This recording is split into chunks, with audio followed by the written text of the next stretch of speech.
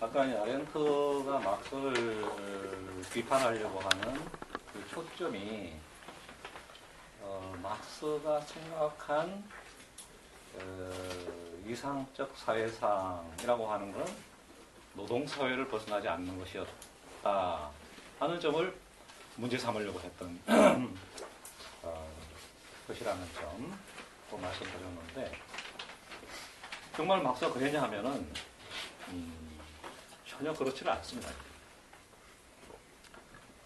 경철 수고에서 막스는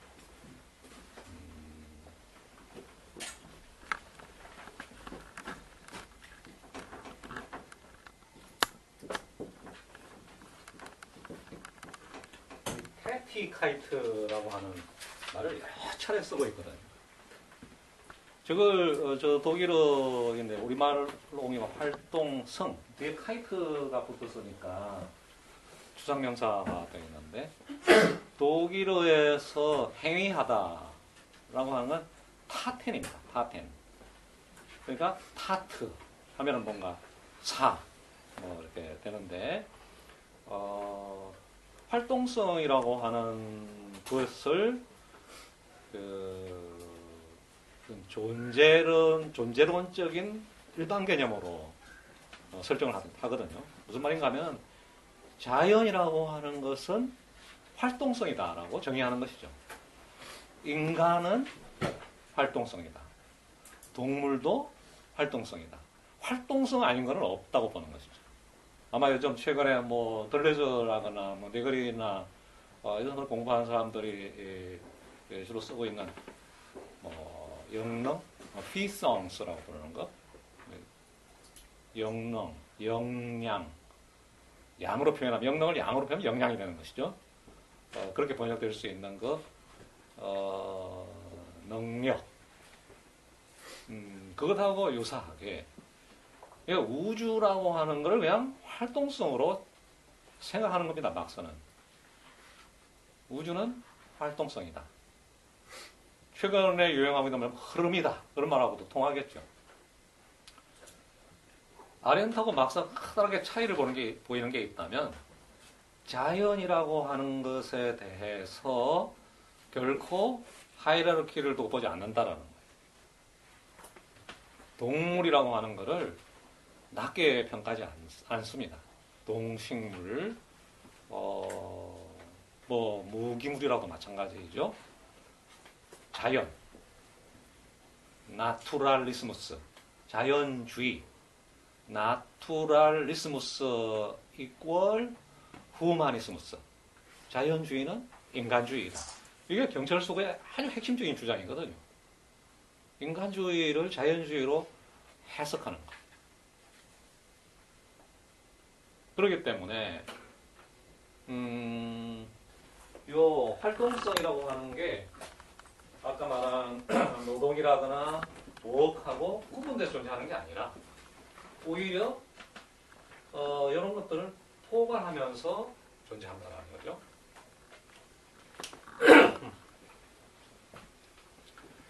이 점이 이제 아렌트하고의 결정적인 차이라면 차이일 것 같아요. 근데 막스가 그러면은 보통 우리가 생각하는, 혹은 아렌트가 생각한 이 동물적 활동으로서의 레이브라고 하는 걸 그 자체로 활동성하고 등치켰던가 하면 그렇지가 않거든요. 그거는 아니고, 간단하게 표현하면 활동성이 소외된 것이 노동이다, 이렇게 정의할 수 있습니다. 이건 굉장히 큰 차이죠. 아렌트의 경우에는 노동은 노동하고 일하고 활동이라고 하는 걸 주로 그것의 퀄리티, 그러니까 사용가치적인 질에 따라서 정의했음에 반해서 막스의 경우에는 활동하고 노동이라고 하는 것을 사회 관계 속에서 정의를 한 점이 차이가 나는 거죠. 그러니까 활동이 소외되면 노동이 되는 것이고, 노동이라고 하는 것이 역사적으로 보면은 아주 최근의 것이라고 봅니다. 노동은 역사의 산물인데 활동성이 근원적인 것이라고 본다면 노동이라고 하는 것은 자본주의의 출현과 보조를 같이 하면서 등장한 역사적으로 새로운 범주이다. 그럼 어떻게 해서 노동이라고 생겨나느냐? 이게 이제 막스의 골간을 이야기하는 건데 간단하게 그렇게 오늘 그게 우리 핵심은 아니니까 간단히만 스케치하면 자본주의 이전에는 노동하는 사람이 노동수단하고 결합이 되어 있었는데 이게 생산자와 생산수단의 결합이죠. 즉 농민이 땅을 갖고 있었는데 그런데 소위 시초 축적이라고 하는 과정을 거치면서 시초 축적이란 그 지주들이 땅 소유자들이 그렇게 영국의 그 양모 공장에 양모를 팔아서 돈을 벌기 위해 가지고 농민들이 일하던 밭에 울타리를 치고 못 들어오게 하는 사건이죠. 들어오면 총으로 쏘았어요. 이게 이제 시초 축적이기 때문에 그 토지로부터 농민을 찢어놓는 그 과정으로부터 생산수단으로부터 생산자를 분리시키고 노동수단으로부터 노동자를 분리시키는 폭력적이고 강제적인 과정을 통해서 어쨌건 이 지구가 재생산되기 위해서는 노동자가 노동수단하고 결합돼서 일을 해야 되는 건데 이 결합의 과정이 주어진 것이 아니고 매일매일 자기 노동력을 자본가라고 불리는 타인에게 팔아야만 노동자가 노동수단하고 결합되어 가지고 돌아갈 수 있게 되는 이 역사적 조건의 탄생, 이게 노동의 출발점이라고 말을 합니다. 노동이라는 게 원래 있었던 게 아니라는 것이죠. 아렌트가 보기에는 노동이라고 하는 건 아주 오래전부터 있을 수밖에 없는 것이잖아요. 근데 막스가 보기에는 17, 18세기적인 역사적 과정, 그 계급 투쟁의 산물로서 노동이 출현한다고 보는 겁니다. 이렇게 생산수단이 생산자로부터 분리되면, 노동수단이 노동자로부터 분리되면 노동자는 노동력을 자본가에게 판매하게 되고, 이 판매하는 건 노동력인데, 노동력이 공장에서 자기의 그 사용가치를 발현할 때 노동력의 사용가치가 노동이라고 막스는 정의를 합니다. 그러니까 노동이라고 하는 것은 본원적으로 강제된 것이죠. 결코 자유로울 수가 없는 거죠. 살아남기 위해서 자기 몸을 팔도록 강제되는 역사적 조건이 없다면 노동이라는 게 있을 필요가 없어지는 것이기 때문에 노동 그 자체를 역사 속에서 하나의 일시적인 걸로, 시간적인 걸로, 시작이 있고 끝이 있을 것으로 바라보는 겁니다. 아렌트에서는 그런 건 없어요. 노동도 영원하고 액션도 영원합니다.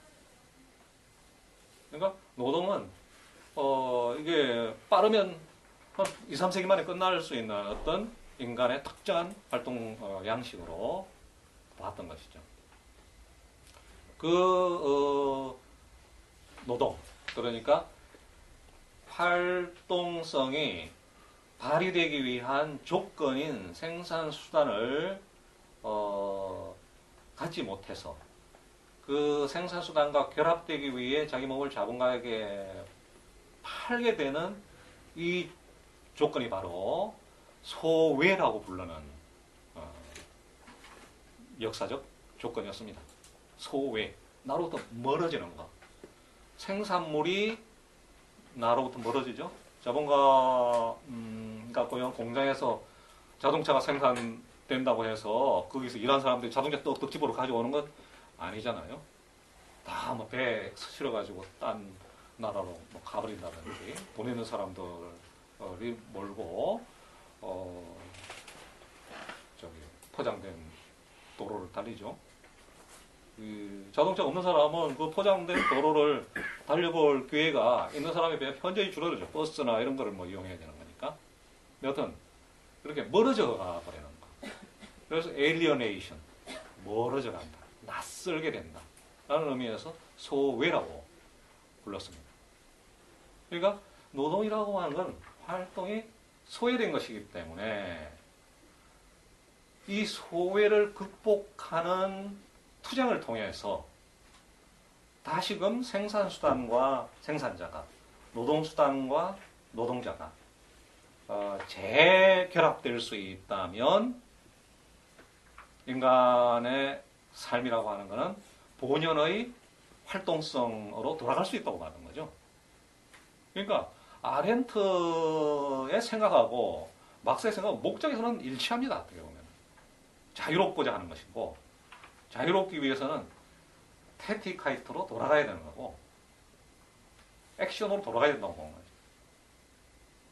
자유로운 자기 삶의 표현으로 돌아가야 된다고 본 거죠. 아렌트 같은 경우는 거기를 이제 관계성 개념을 집어넣어서 관계의 인간들 사이의 관계를 잘 조절해 나가는 활동을 정치라고 부르고 언어 행위라고 불렀던 것인데, 막스의 경우에는 이 테티카이트를 다시 회복하기 위해서 공산주의적 사회관계가 필요하다고 봤습니다. 인간들 사이의 사회관계가 자본주의적이어서는 안 되고 서로가 협업하고 협력할 수 있는 그 조건 하에서만 우리 시대에, 그러니까 막스 시대의 자유라고 하는 것이 구현될 수 있다고 봤던 것이죠. 그러려면은 노동하는 사람들이, 그러니까 소외된 상태에서 강제적으로 노동하고 있는 그 사람들이 단결하는 게 필요하다고 봤어요. 하나의 유니온으로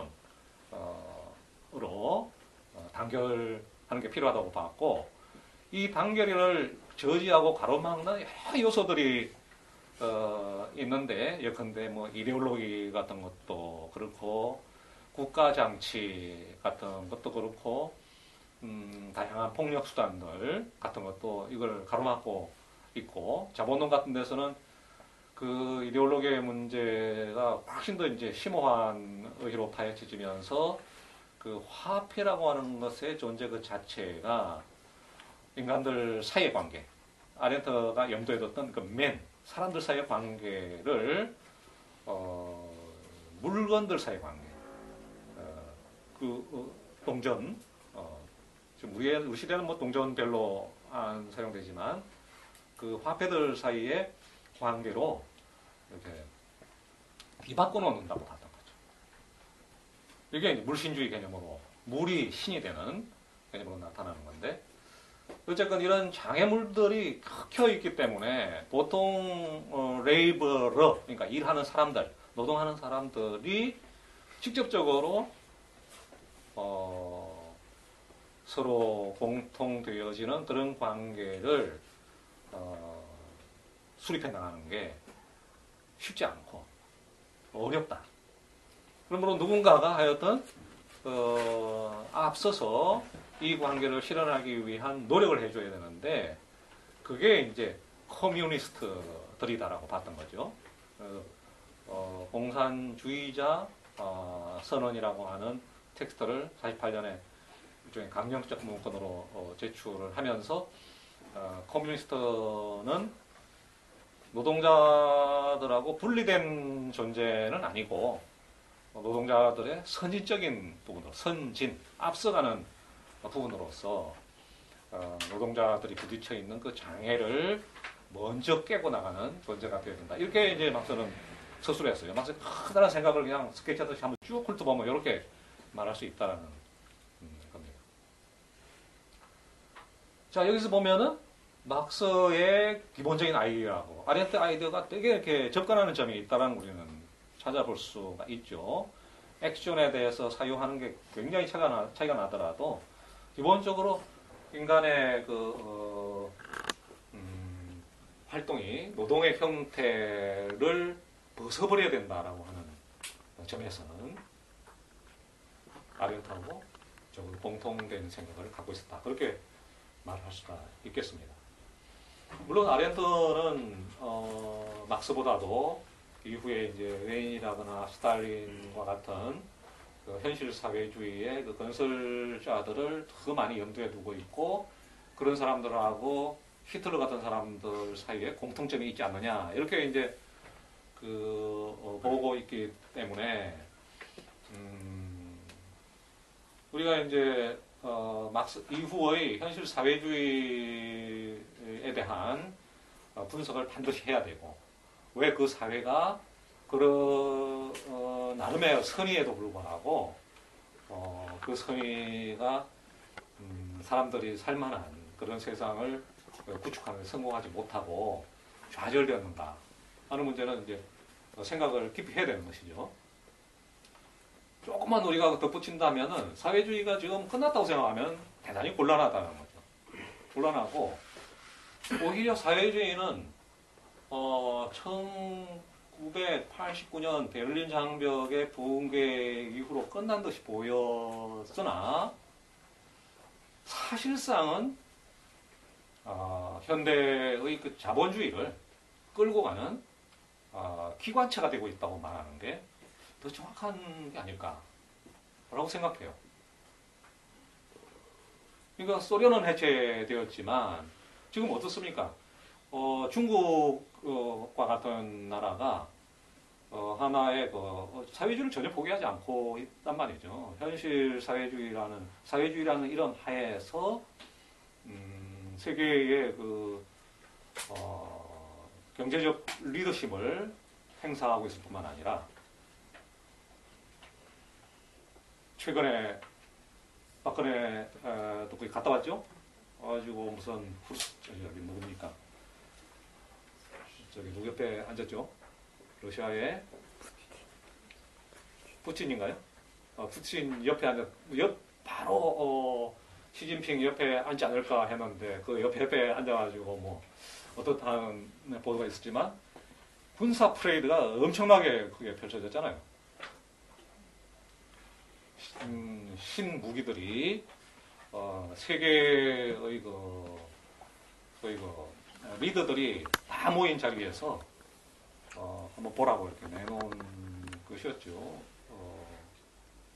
다시 말해서 군사적으로 중국이 경제적으로뿐만 아니라 세계를 이끌 것이다라고 하는 하나의 선언 같은 것이 바로 프레이드였다고 볼 수가 있겠죠. 그러니까 중국의 힘이라고 하는 게 21세기에 와서는 거의 세계의 헤게모니를 쥐고 있는 듯한 그런 느낌을 줄 정도입니다. 조금 더 우리가 생각해 보면은 미국이라는 나라도 사회주의하고 전혀 무관한 그러한 건 결코 아니다. 우리가 사회주의를 좀 폭넓게 현실 사회주의를 생각해보면 막사 사회주의나 공산주의 말고요. 저희 실존 사회주의라는 걸 생각해 보면은 국가 리더십이라고 볼 수가 있거든요. 국가가 사회를 끌고 나가는 그러한 이제 정치 체제를 실존 사회주의라고 말을 할 수가 있는 건데 시장이 끌고 가는 게 아니고 시장이 끌고 가느냐 국가가 끌고 가느냐의 대립 속에서 국가가 끌고 나가는 것을 사회주의라고 정의를 하고 실제로 그 이상의 특별한 게 없었습니다. 그렇게 본다면 20세기 전체가 사회주의 시대였다고 말을 하는 게 저는 맞다고 봅니다. 그게 동북만 아니라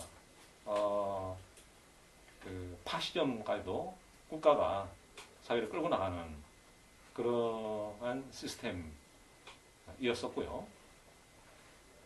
그러니까 무솔리니 같은 경우에는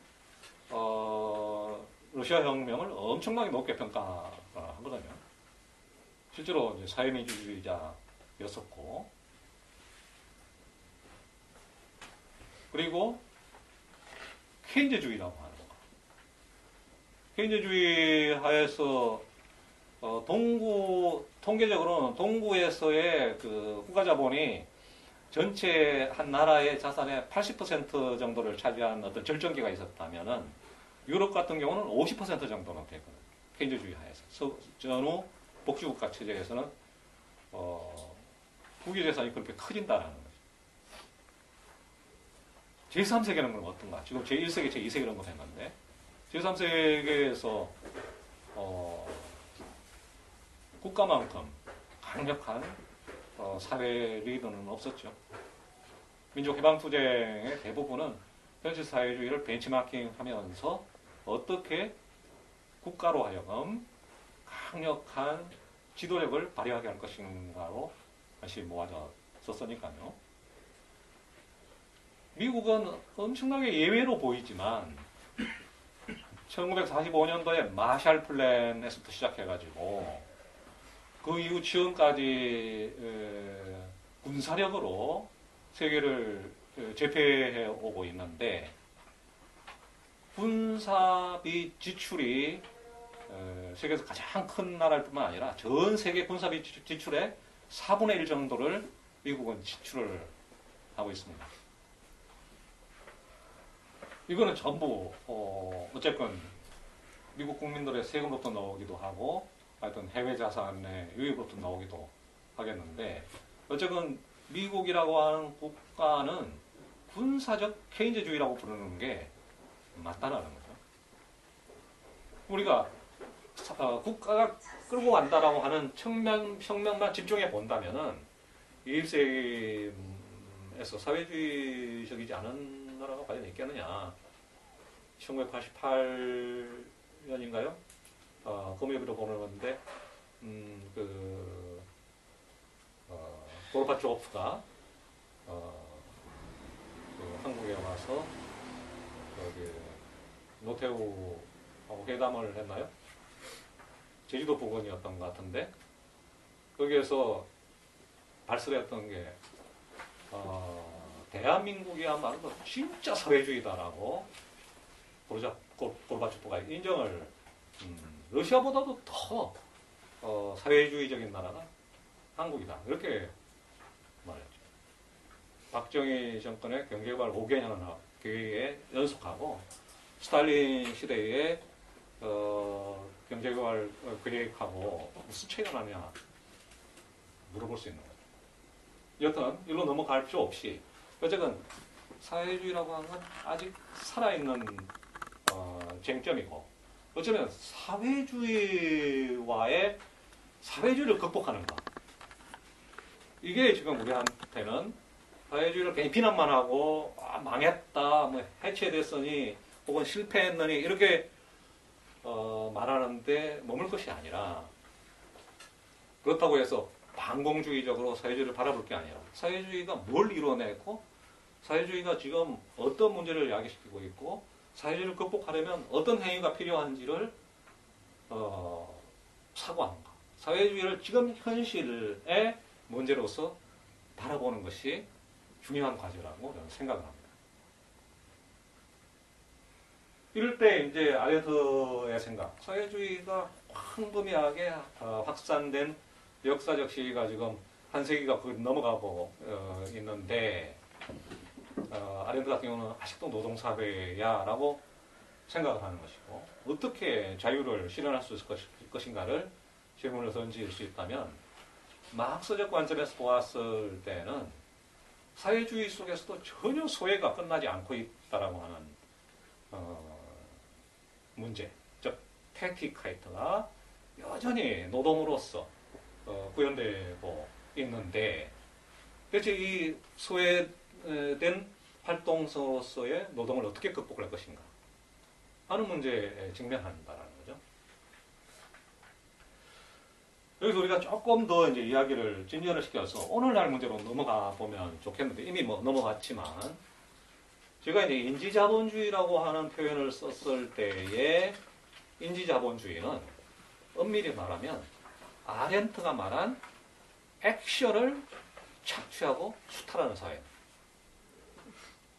액션 그 자체가 자윤을 구축하는 그러한 바탕이 되고 있는 것이 아니라 오히려 노동이라고 하는 막섬에서 노동이라고 하는 게 자본주의적 축적의 그 바탕이 되고 있는 것과 유사하게 오늘날은 인간들의 관계를 생산하는 활동 그 자체가 자본주의 축적의 가장 중요한 모태가 되고 있다. 원천이 되고 있다. 소스가 되고 있다라는. 우리가 이 말을 한번 생각해 보면은 우리는 아직도 물론 블루 칼라를 사료로 들어서 이런 생각을 반박해 볼 수 있어요. 예컨대 뭐 제3세계의 그 스웨트샵, 그러니까 땀을 찌질러대는 사람들이 일하는 노동공장을 생각해 보라 라고 하면서 이러한 생각이 갖는 사각지대를 들춰낼 수 있는데, 그것보다 중요한 것은 이 세상이 어디로 좀 어떻게 흘러가고 있는지를 읽어내는 거. 텐던시를 보는 게 중요하다. 경향을 읽어내는 게 중요하다는 것이죠. 경향적으로 우리 사회는 사람들의 땀을 착취하는데 그 바탕을 두고 있다기보다는 사람들의 지식이라거나 사람들의 소통, 그러니까 서로 페이스북이라든지 무슨 그 트위터 같은 것들을 소통 관계라든지 아니면 인포메이션, 뭐 프로그램, 소프트웨어 뭐 이런 거, 요즘 빅데이터 같은 거 있죠? 다 이건 인포메이션이지 않습니까? 이런 빅데이터를 낳게 된 그 활동들, 그리고 서로 돌보고 뭐 사랑하고 때로는 미워하고 증오하는 것까지 그 어펙트를 자본은 좀 착취하고 있습니다.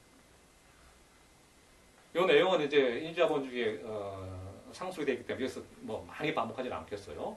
어쨌든 요 인지적 활동들, 저 아렌트가 말했던 액션이 자본주의 축적의 그 동력으로 되고 있다라고 하는 건 뭘 의미하는 거냐면은,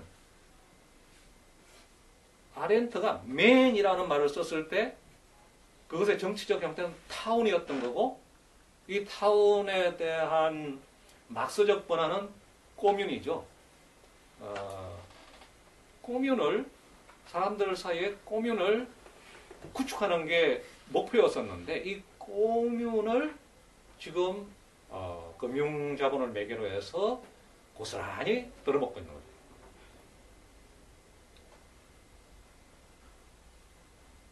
빚의 맞법이라고 하는 책이 이제 최근에 감에서 나왔는데, 리차드 딘스트라고 하는 사람이 썼어요. 빚이라고 하는 것에 대한 이제 빚을 우리가 이렇게 볼 수 있다. 빚이라고 하는 걸 우리들의 이제 그 뭡니까, 타성화된 일상 감각에서 보면 아이고 하는 신음이 나오는 어떤, 그죠? 빚진다고 하는 거는 막 골보다로 올라가는 것하고 막 비슷하게 느껴지고 어떻게 갚나 이런 문제는 느껴지지만, 빚에 대한 좀 더 콩고한 접근을 해보면은, 곰곰이 접근해 보면은, 빚이 속박일 수가 있는데, 예컨대 본드일 수가 있는데, 우리가 그건 일상에서 경험하는 거죠. 근데 우리가 빚진다라고 하는 말 속에서 이 빚에 대한 전혀 다른 의미나 함축을 찾아볼 수 있다라고 말을 합니다. 예컨대 고마워요, thank you, 영어로 thank you라는 말이 우리가 고맙다, 감사한다라는 말인데, 그 thank you라고 하는 말은 데이비드 그레이브 책에서는 이렇게 말합니다. thank you라는 말은 think, 내가 널 계속 생각할게, 내가 너를 잊지 않을게, 너가 나한테 준 돈, 요 말, 너가 나한테 준 거 내가 안 잊을게 라고 하는 그 보답, 그 끊임없는 그 보상에 대한 언어라는 것이죠. 근데 우리가 땡큐라는 말은 그렇기 때문에 결국은 채권 채무관계 언어라는 겁니다. 고맙다는 말 그 자체가. 근데 우리가 내가 너한테 빚진 게 있어. 너가 나한테 뭔가 날 해주었잖아. 이거 혹은 내가 너한테 뭘 해주었지 라고 하는 걸 이 채권 채무 관계를 떠나서 생각해 보면 이러한 행위, 주고받음의 행위, 빚짐의 상호 빚짐의 행위를 벗어버리고 살아나갈 수가 있나요, 우리가? 불가능하지 않아요? 막스도 로빈son 크루소 얘기를 하면서 사람이 로빈son 크루소처럼 살 수는 없다라고 하죠. 로빈son 크루소는 완전히 고립된 개별자의 표상인데 그런 식으로 우리가 살 수 있는 건 아니다라고 말하는데 그렇게 지리적 차원에서의 로빈son 크루소 말고 관계적 차원에서의 로빈son 크루소가 가능하냐라는 거죠. 우리가 다른 사람들하고 관계 맺지 않고 관계 맺는다는 것이 무언가를 주고 무언가를 받는다라고 하는데 말을 주고받고 물건을 주고받는다. 그걸 자본주의적 언어에서는 exchange라고 그러죠. 교환이라고 그러죠. 교환함이 없이 give and take 없이 어떻게 사람이 살 수 있냐는 거예요. 우리는 끊임없이 호흡을 하면서 대기 중에 있는 산소를 들이마시고 이산화탄소를 내뱉습니다. 다시 말해서 자연을 몸 안으로 가져오지 않고서는 단 한순간도 서 있을 수 없고 지탱할 수 없다는 거예요. 우리는 하루에 3끼 끊임없이 입안으로 철분, 단백질, 지방질, 탄수화물 등등의 자연물들을 안으로 집어넣죠. 그리고 배설을 합니다. 식물도 햇빛을 광합성을 통해서 자연을 자기 몸속으로 가져오고 또 호흡을 내뱉고 이런 식으로 리드미컬한 그 오감의 그 반복이 모든 자연 존재에게 다 있거든요. 동물, 인간, 뭐 하나님은 하는지 없는지 잘 모르겠지만 여튼 끊임없는 그 신진대사. 막스한테 아주 중요한 그 용어가 신진대사라는 말인데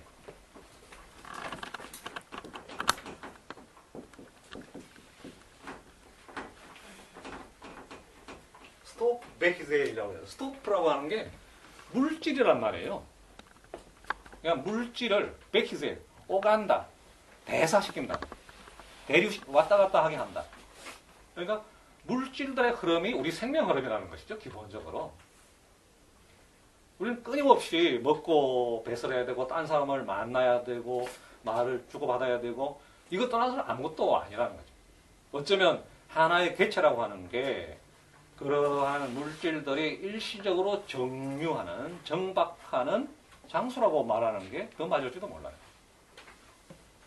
태어날 때 글로 모였다가 죽을 때 해산돼서 다른 곳으로 가고 이 흐름 이게 다른 것은 아무것도 없다고 볼 수가 있겠죠.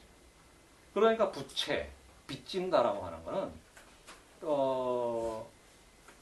채권 채무 언어로 표현된 저 흐름의 신진대사의 교류의 교통의 언어일 뿐이라는 거죠.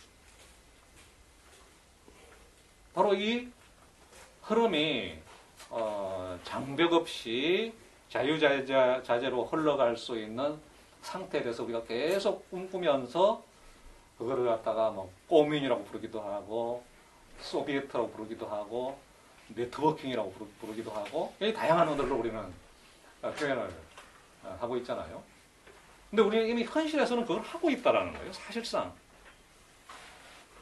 끊임없이 주고받는다라는 거예요. 근데 그 주고받음의 행위에 누군가가 거기에 이제 파이프를 막아놓는 거죠. 그래서 어떤 흐름에 대해서는 거기에서 이제 지키고 서 있으면서 돈 내라고 하는 거죠. 어떤 놈은 그냥 가게 하고 어떤 놈은 돈 내라고. 옛날 중국의 무협 영화 같은 거 보면은 뭡니까 그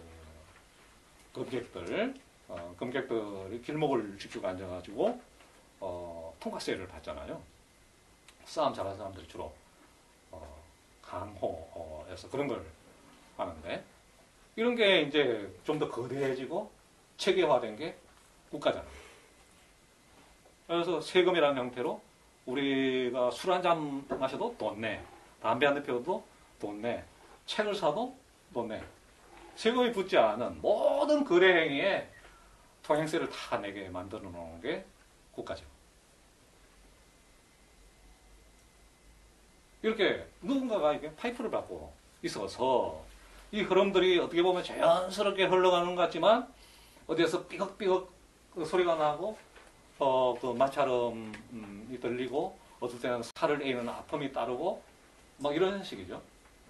지금 우리가 일반 해고 같은 경우에는 고용 피고용 관계가 이 흐름을 규정하는 그러한 그 형태가 된 상태에서 이러한 흐름이 더 이상 가능하지 않다라고 하는 것을 자본가들이 고백하고 있는 거나 마찬가지입니다. 자본가 하나의 계급으로서의 부르주아지가 직무유기를 한달까? 자기 무능을 고백하는 그러한 상태를 의미하는 것이죠. 성장기의 자본주의라고 그런 게 아니거든요. 자본주의는 끊임없이 확대 재산을 하는 거고 더 많은 노동자들을 흡수해서 그들의 땀과 피를 짜내는 기계여야 되는데 그게 아니라 뱉어내는 기계가 되고 있다는 거예요. 오지마 오지마고 접근은 금지 제발 내 패 오지 말라고 말하는 그 기계가 지금의 자본주의니까 이게 계속 어떻게 달려갈지 우리는 의심할 수밖에 없는 것이죠. 그러면 지금 우리가 지금 이렇게 물어봐요. 이렇게 막스는 가치를 생산하는 건 노동뿐이다라고 했는데 오늘날 자본주의는 왜 해고를 하면서도 저렇게 승승장구하고 축적의 그 율이 높아지고 이렇게 되는 걸까? 이게 이제 이론적인 노동자를 고용하지 않고서도 왜 자본주의가 이렇게 잘 돌아가고 있는 것일까? 가치를 노동만이 창출한다면은 해고가 늘어나는 사회에서는 축적이 중지해야 되는데 어째서 그게 잘 돌아가느냐 하는 숙제를 풀어야 되는 건데 우리가 커다랗게 추상적으로 보면 인지자본주의의 그 4장과 5장의 검제를 다루고 있는데요. 바로 그 코뮌, 공동체, 그러니까 아렌트의 저 액션, 사람들 사이의 관계라고 하는 것. 인간들 사이에 구축된 그 공동체가 오늘날 가치를 창출하는 기본적인 바탕이 되어 있는 것입니다. 바로 이 공동체의 성과를 사적 소유라는 방식으로 들어본 지 오래된 말이죠. 이 사적 소유라는 방식으로 사유화시키는 공동체의 사유화, 생산수단의 사유화를 넘어서 공동체를 사유화하고 있는 것이 바로 노동 없는 축적이라고 하는 기이한 현상의 비밀이라는 거예요. 그래서 우리는 공동체 액션이 지금 사적 소유화에서 착취되고 수탈되고 있기 때문에 액션의 소외라고 하는 문제를 지금 절실하게 겪고 있는 것이다. 예술가들이 창조 활동을 해도 그게 이제 자본가들이라거나 정부의 앞잡이식으로 이용돼 버리고 말지 않아요? 도시개발 같은 게 그런 식으로 이루어지는 거니까 나는 모든 노력들이 험하게 지대로 치환돼 버리는 어처구니 없는 경험들을 이제 예술가들이 하고 있는 것과 마찬가지로 그 창조력의 이러저러한 연계들, 상호작용들 이것들이 나로부터 혹은 공동체 자체로부터 멀어져서 소외되고 분리독립되면서 거대한 지배력으로 자리 잡고 있는 것이 오늘날 우리가 경험하고 있는 인지자본주의고 신자유주의라고 보는 겁니다.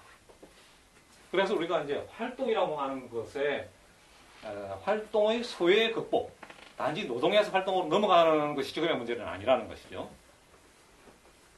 근데 활동 그 자체의 소외의 극복이라는 문제가 더불어서 이제 주어지게 되는 건데, 바로 이걸 위해서는 이제 어떤 행위들이 필요한가, 무엇을 할 것인가 하는 문제가 숙고되어야 된다고 봅니다. 이 문제를 개개의 현장 속에서 당신은 이렇게 하시오, 나는 이렇게 하겠소 라고 세세하게 규정하는 것은 적어도 그 현장 바깥에서는 가능하지 않은 것이고, 모든 사람들이 자기의 현장에서 자기의 활동 현장에서 그 문제를 풀어내는 게 필요할 터인데, 우리는 대체적으로 이렇게 말해볼 수 있다고 생각해요. 크게 이제 어떤 누구나 참조할 수 있는 몇 가지를 한번 들어본다면, 자기 삶이 어떤 위치에 놓여 있는지에 대한 치밀한 분석이 필요하다고 생각합니다. 내가 지금 어떻게 살고 있는가? 내가 하고 있는 활동이 어떤 위치에 놓여 있는가? 내 활동의 성과가 어디로 기속되어지고 있는가? 그렇게 함으로써 어떤 세상이 다시 만들어지고 있는가에 대한 인지적인 노력, 이거를 파악하는 게 굉장히 중요하다고 봅니다. 어떤 사람은 뭐 밤을 새워서 타이핑을 하고 뭘 해도 한 푼도 건질지 못하고 분배받지 못하는 경우도 있을 터이고요. 어떤 사람은 하룻밤에 뭐 몇천만 원씩 이렇게 버는 사람도 있고 할 터인데, 하여튼 분배를 포함해서 분배 이전에 내 삶의 현주소, 이거를 정확하게 가늠하고 서로가 파악한 그 현주소들을 서로 공유하면서 그것들의 공통점과 차이점을 살펴가면서 어떤 지점들에서 연결 지점이 있는지를 찾아가지고 계속해서 그 공통적인 지점들은 연결시키고 다른 지점들은 더 확장시켜 나가는 그런 탐구의 노력이 필요하다고 합니다. 이거는 이제 현장 조사. 그다음에 막스하고 앵겔스는 노동자 조사라고 하는 것을 하기 위해서 설문지를 만들고 노동자 앞에 설문지를 돌려가지고 이제 자기네들이 주로 책상머리에 있으니까 그 현장을 파악하기가 어렵기 때문에 그런 작업을 많이 했었고, 1950년대, 60년대에 이탈리아의 오페라이스모들도 노동자 현장 조사를 되게 중시하고 또 실질적으로 그걸 수행을 했었는데, 지금 우리는 꼭 공장에만 노동이 있는 게 아니고 바로 우리들의 사회적 삶 속에서 모든 사람들이 수행하는 그 활동 그 자체가 하나의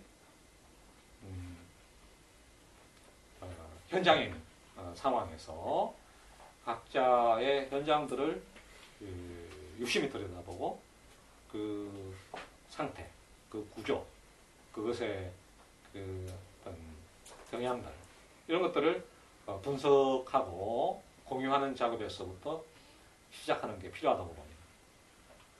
두 번째로는 우리가 아렌트도 마찬가지이고 막스도 마찬가지인데, 일단 노동 사회적인 수준에 머무르는 것에 대해서는 두 사람 다 극복 대상으로 봤던 것이죠. 어떻게 우리가 자유로운 삶을 구축할 것인가 하는 문제를 그 화두에서 버리지 않고 끊임없이 안고 갔다라는 뜻이겠는데 이 질문 어떻게 노동의 수준을 넘어서 활동으로 나아갈 것인가 하는 질문을 19세기 막서나 20세기의 아렌트와 더불어서 계속 수행해 나가면서 이제 지금 활동을 하고 있는 사람들 사실 어떻게 보면은 그 노동 내용 자체로 보면은 아렌트가 말한 그 액션인 사람들 실제로 관계의 생산이 자기의 일과인 사람들 이 사람들이 최근에 행위예술을 하는 사람들 같은 경우 그런 건 아니겠어요. 기본적으로는 그 관계의 생산 주체성의 생산을 하고 있는 사람들이 이 주체성의 생산으로부터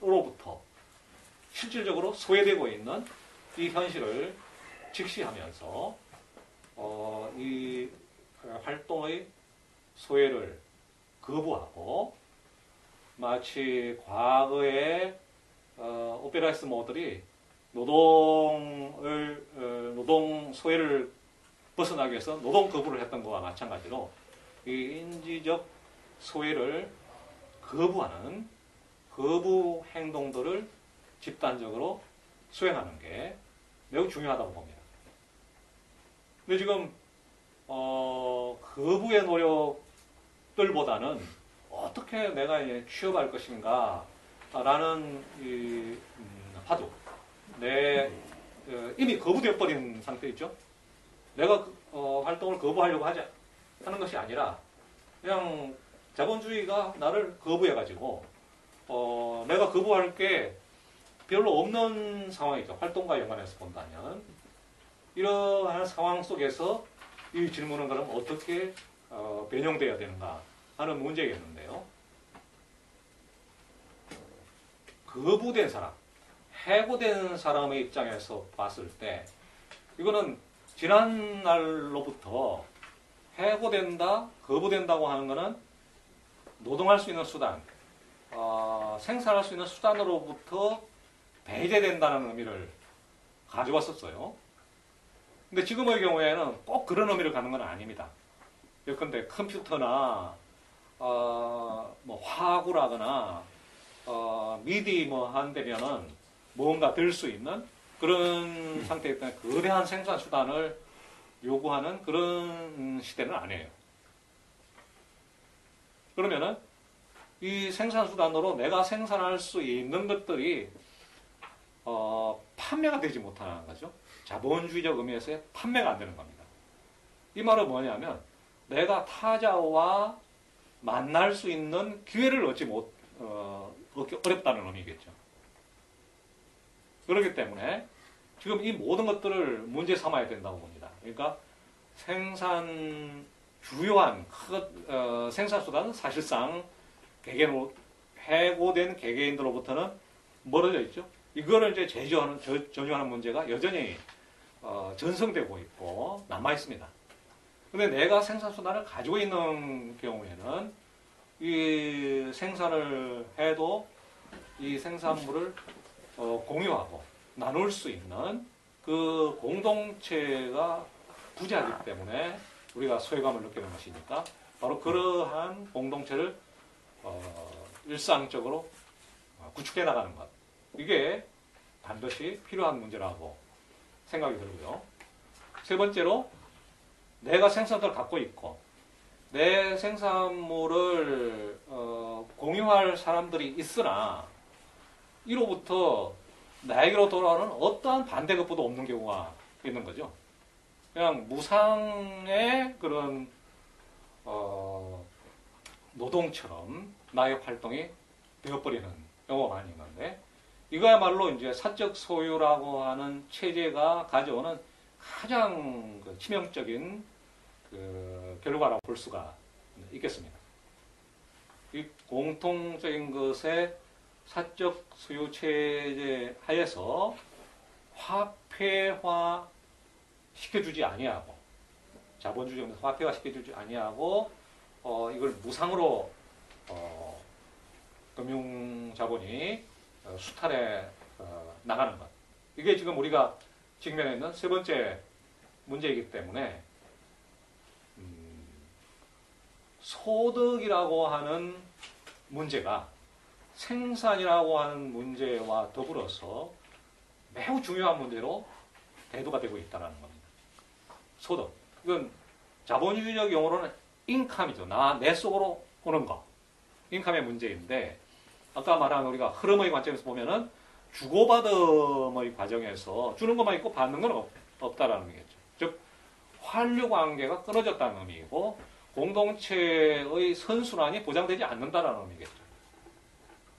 이런 의미에서 인컴의 보장, 소득의 보장이라는 문제가 무언가를 생산하는 문제, 생산물을 생산하는 문제보다도 어찌 보면 더 절실한 문제로 되고 있는 것이 오늘날 현실이라고 봐야 되겠죠. 그렇기 때문에 어떻게 소득을 보장할 것인가 문제일 터인데 이거를 자기의 그 노동의 대가의 문제로 환원해서 사유할 필요가 전혀 없다라는 거죠.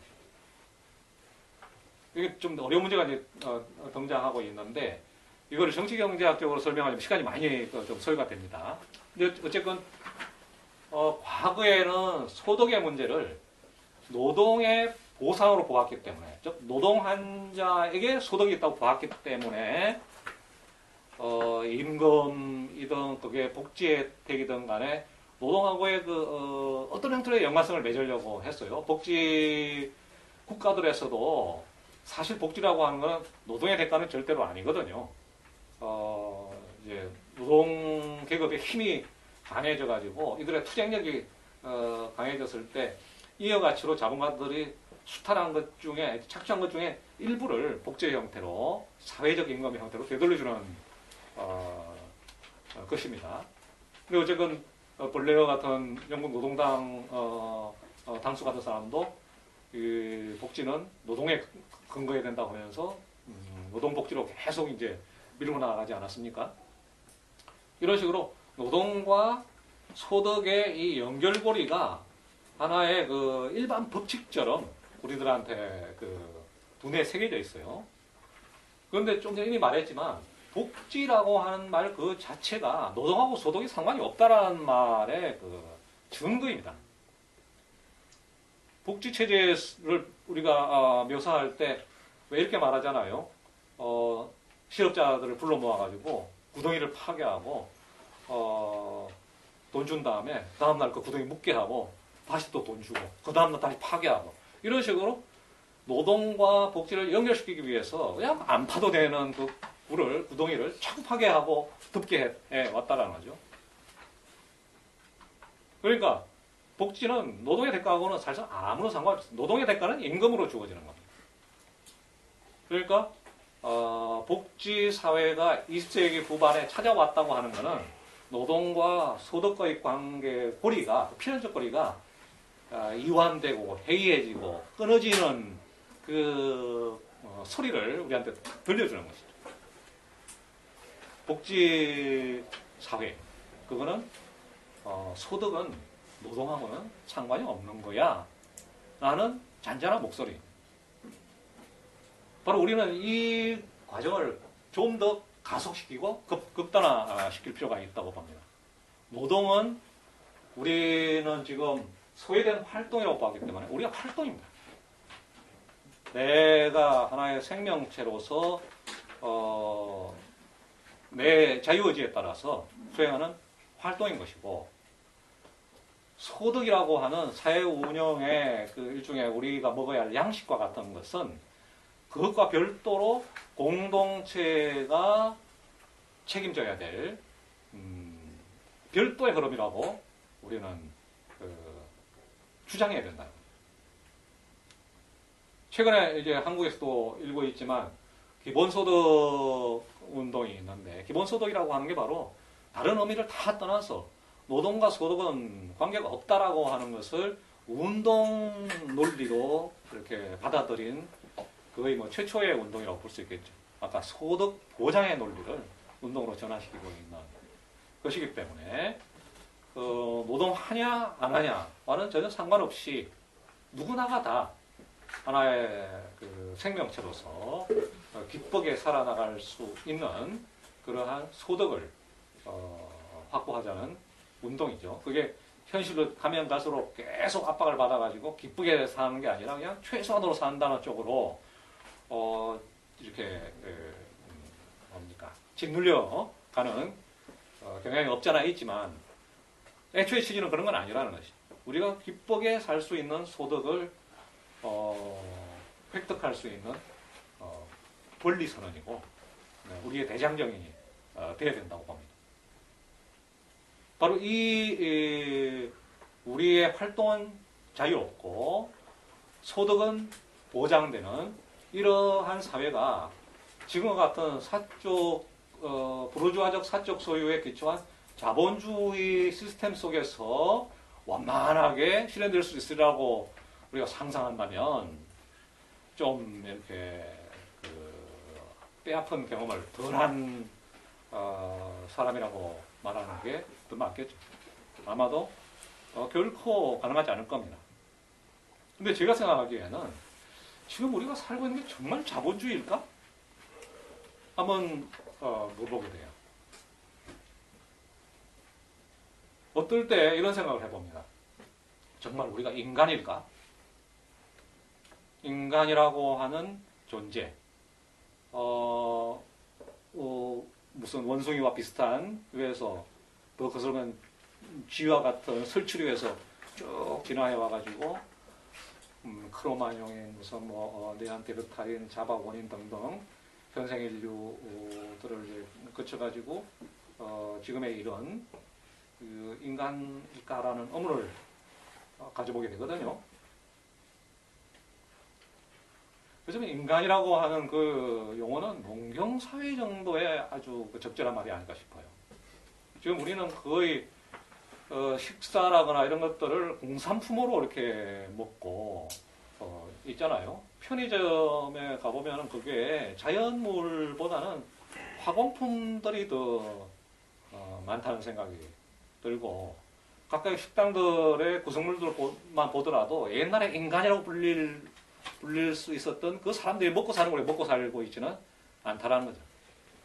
그리고 그들하고는 전혀 다른 방식으로 살아나고 있습니다. 자연적인 것하고 어찌 보면 굉장히 멀어져 있는 모양으로.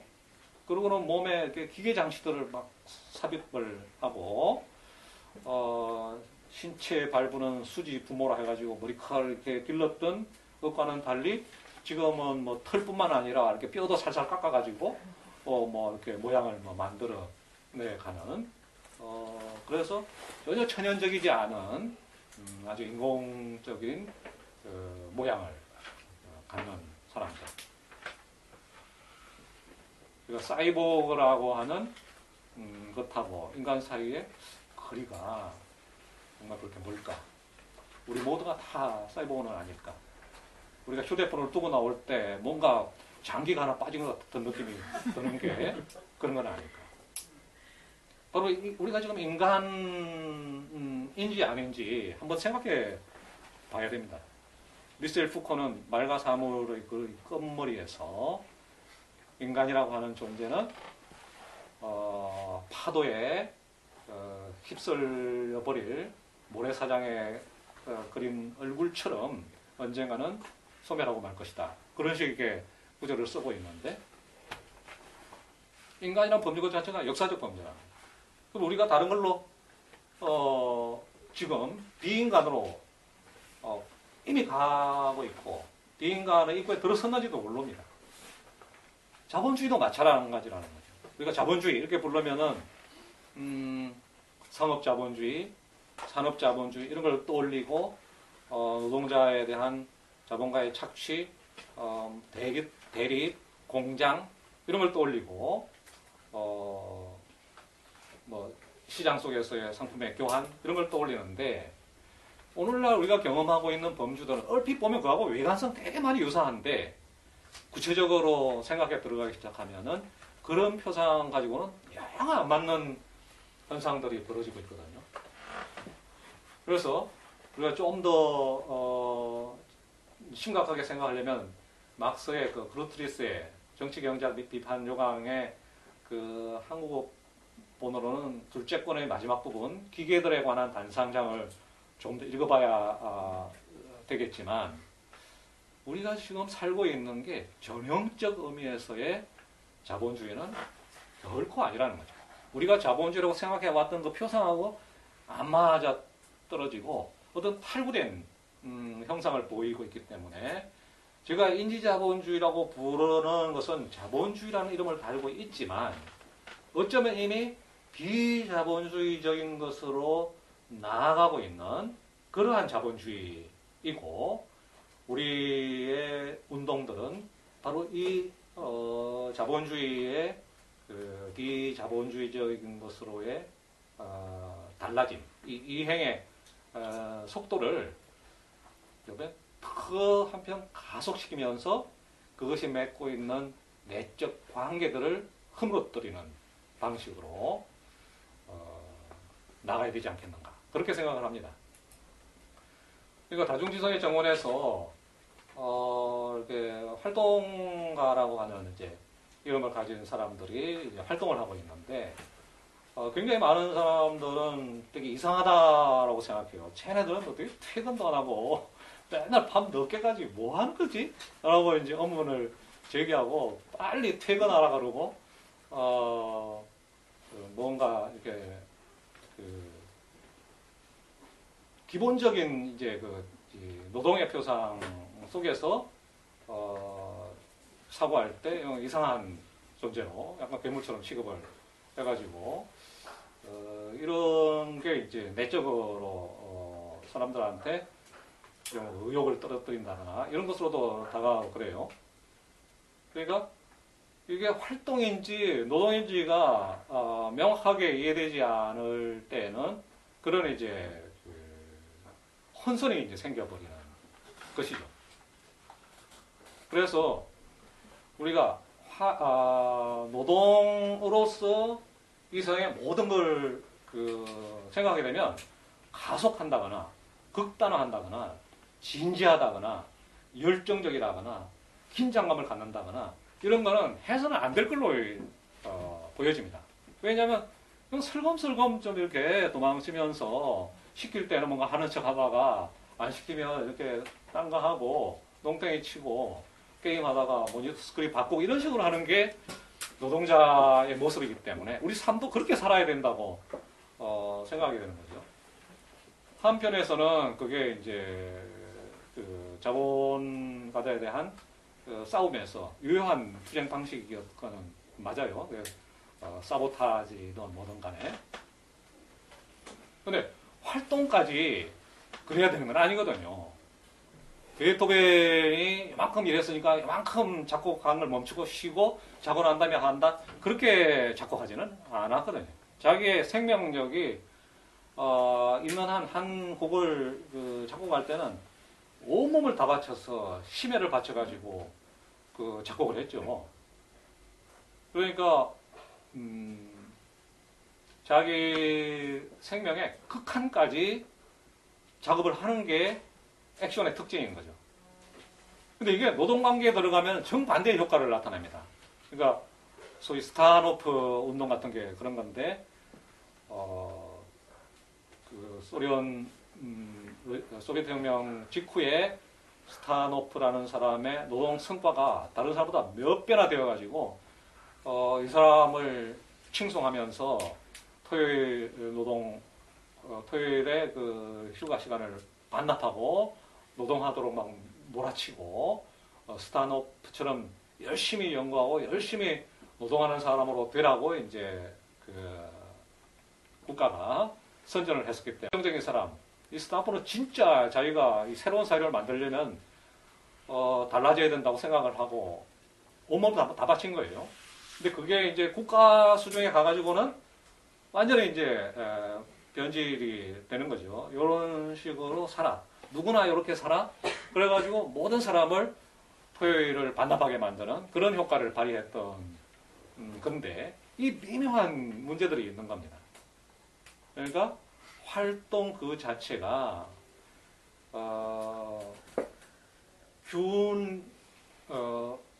균질하게 우리 삶을 배치하도록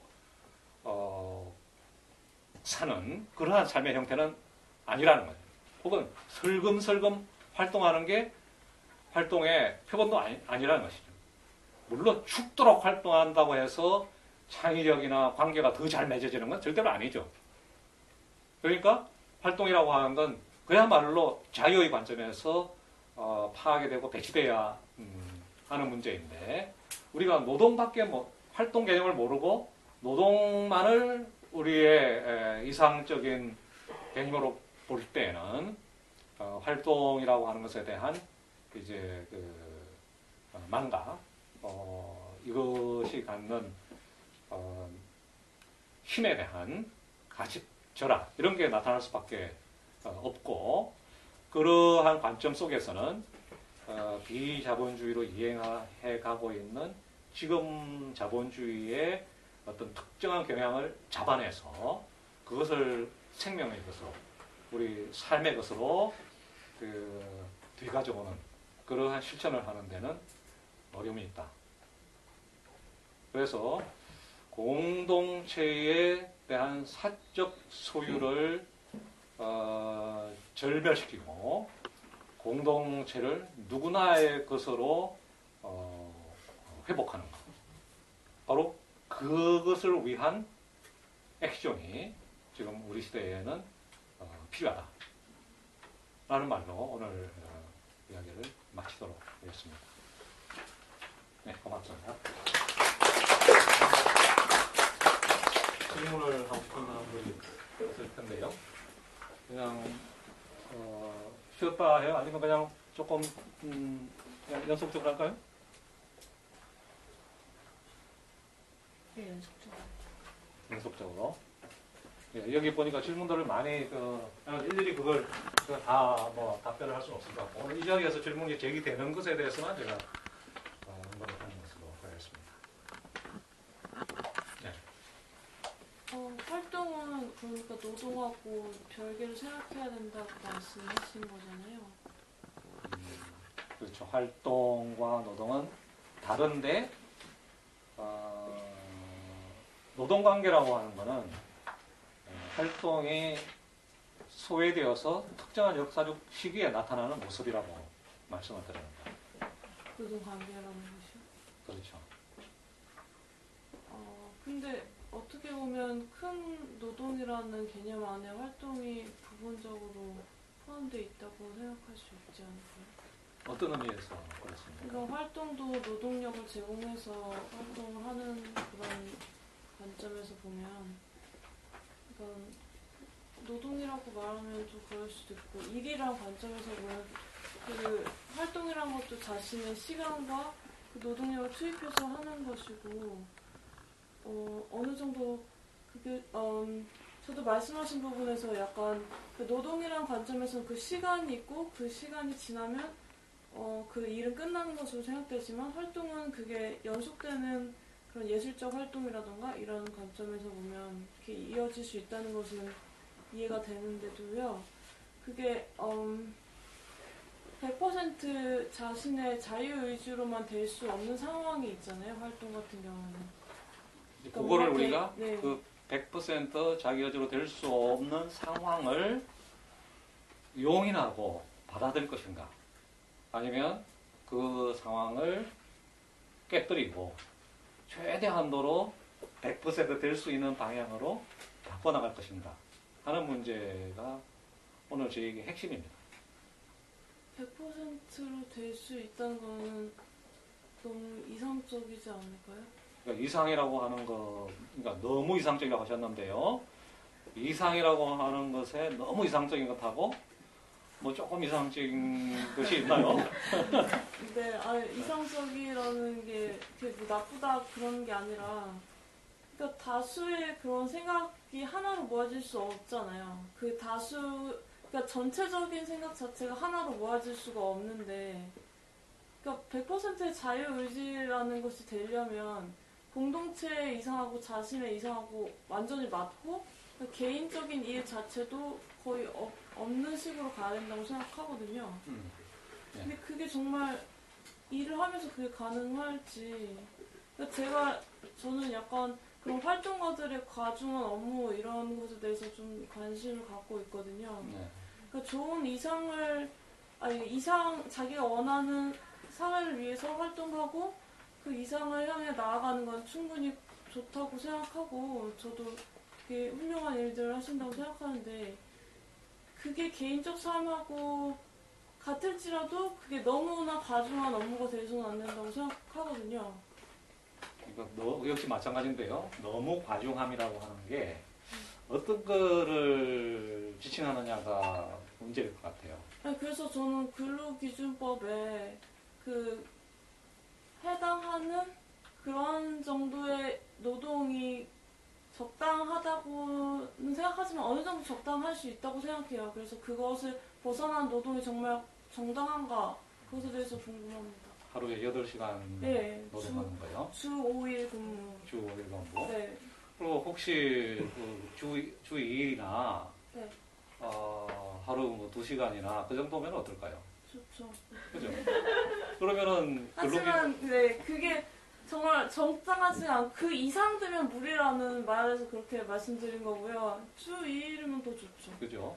네. 그러니까 우리가 지금 주 5일을 생각하게 된 거는 최근의 일이거든요. 막서가 살던 시대에는 노동자들의 그 일반적인 노동 시간이 12시간에 16시간 정도 됐었어요. 그러니까 노동자들이 투쟁할 때 10시간 노동법 쟁취, 10시간 노동제를 위해서 파업을 하고 싸움을 했었어요. 근데 지금 8시간으로 되었다가 다시 이제 주 5일로 해서 하루를 더 이제 쉬는 것 아니겠어요? 다시 말해서 적절한 노동 시간이라고 하는 거는 없다라는 겁니다, 기본적으로. 역사 속에서 테크놀로지의 발전이나 노동과 자본의 관계가 어떠하느냐에 따라서 혹은 그 관계가 있느냐 없느냐에 따라 더 근본적이겠죠.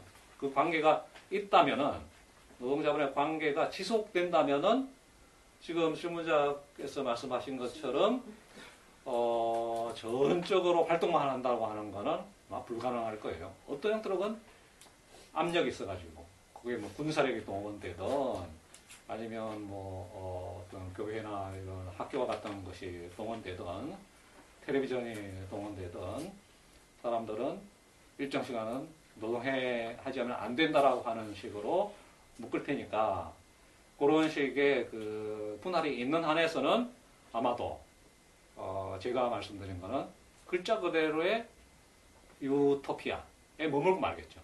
장소를 얻지 못하고 끝나겠죠.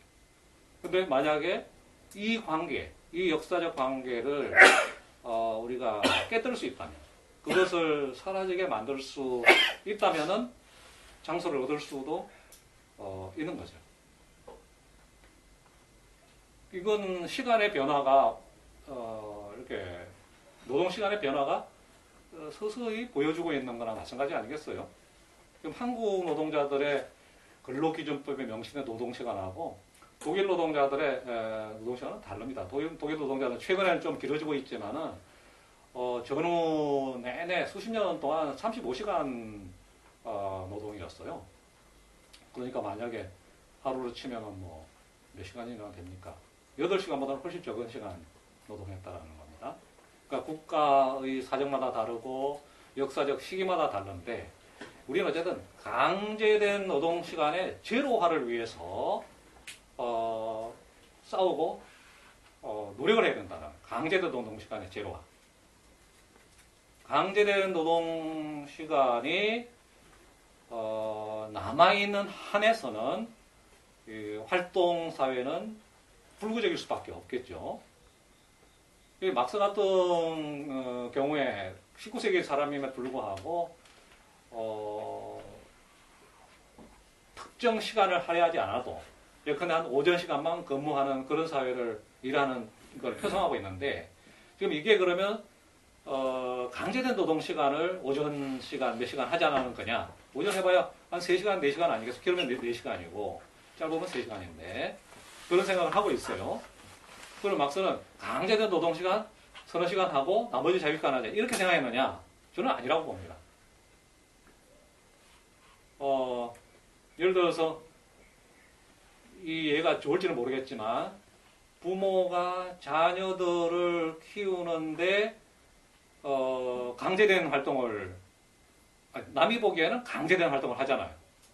새벽에 깨가지고 젖을 먹여야 되고 뭔가 울면 막 보채줘도 잠시도 눈을 떼지 못하고 할 수밖에 없는 행위를 하는데 그러면 이걸 갖다가 우리가 강제된 노동이라고 보아야 되느냐 하는 문제가 있겠죠. 아이를 돌보는 예를 들어서 지금 좋지는 않은데 만약에 그걸 갖다 우리 사회로 가져와서 정말로 내가 하고 싶은 일을 하는데 거기에 필수적으로 받쳐져야 될 시간이 있잖아요. 제가 오늘 강의를 하기 위해서 나름 준비를 합니다. 그러면은 이 강의를 제가 하기로 마음먹은 게 한 4, 5일 정도 된 것 같은데 그 기간 동안 여기에 집중해서 생각을 하는 것이거든요. 그러면은 내가 하고 싶어서 이거 안 해도 되는 거예요.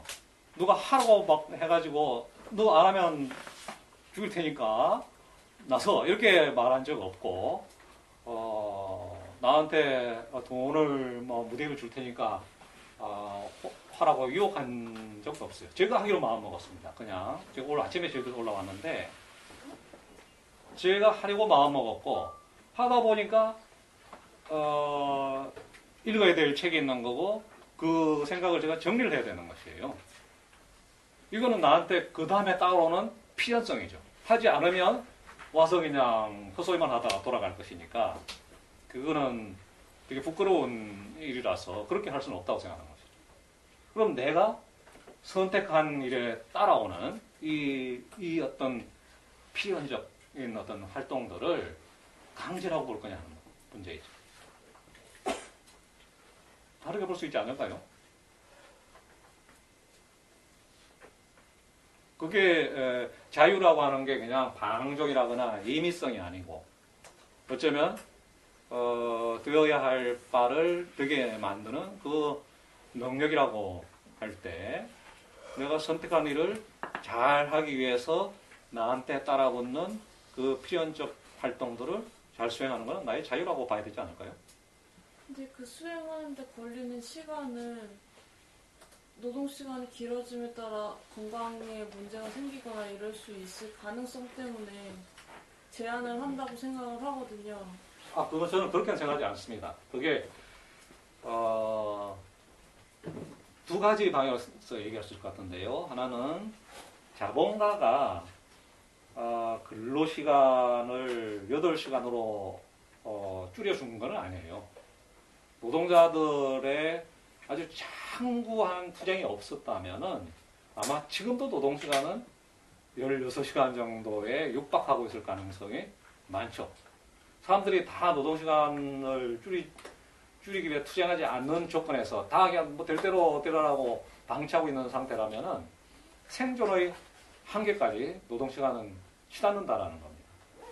그럼 우리가 수면시간을 없애가면서 살 수는 없죠. 분명히 잠을 자고 먹어야 하는 건 있는 거죠.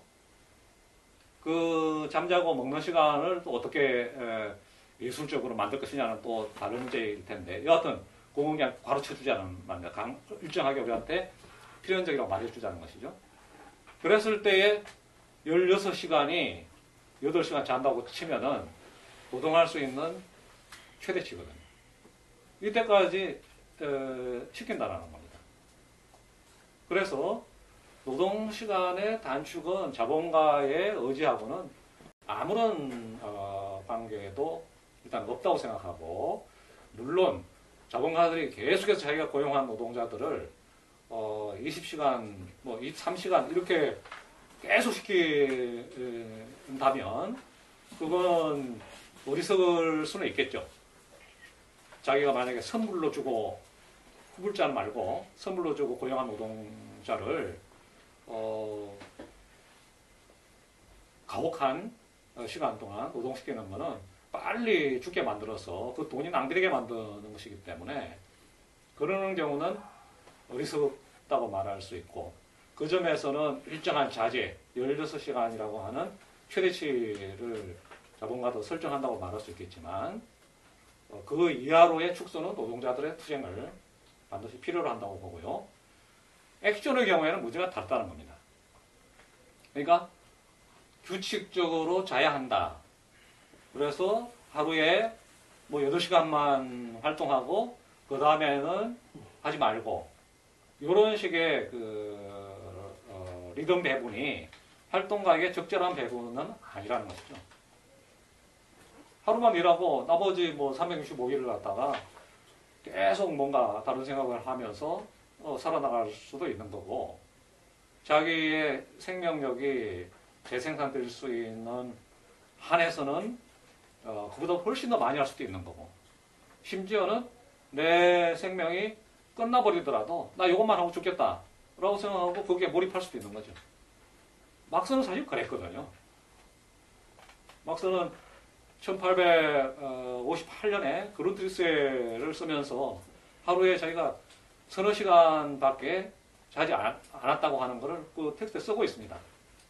홍수가 올 걸 대비해서 공황이 혁명으로 터져 나올 것인데 노동자들한테 주어져 있는 철학과 사상이 없기 때문에 내가 빨리 4개월 동안에 다 정리해내야 되겠다. 그래가지고 그 700페이지 정도에 육박하는 책을 4개월 만에 써내거든요. 그러면 그것 때문에 얼마든 죽을 수 있는 환경이었다고 봐야 되겠죠. 그렇지만 그건 자기의 선택이죠. 아무도 막스한테 돈 줄 테니까 책 쓰라고 하지도 않았고 마찬가지로 때려 죽일 테니까 빨리 쓰냐고 한 적 없어요. 자기의 그 기획이었고 자기 선택이었던 겁니다. 그러니까 활동가에게는 자기가 설정한 리듬이 중요해야 되는데 그 자기라는 건 물론 꼭 개인으로서 자기가 아닐 수도 있어요. 하나의 그 공동체, 연결된 네트워크가 일정하게 그 개인과의 연결망 속에서 그 사람에게 그 요구하고 또 그 사람이 그거를 자기 것으로 받아들일 때도 있을 수 있는 것이죠. 그렇지만 그런 경우도 우리는 그거를 자기라고 부를 수 있겠죠. 자기가 인디비주얼을 넘어서 하나의 콜렉티브가 되는 거니까요. 예, 또 다른 질문 없습니까? 예.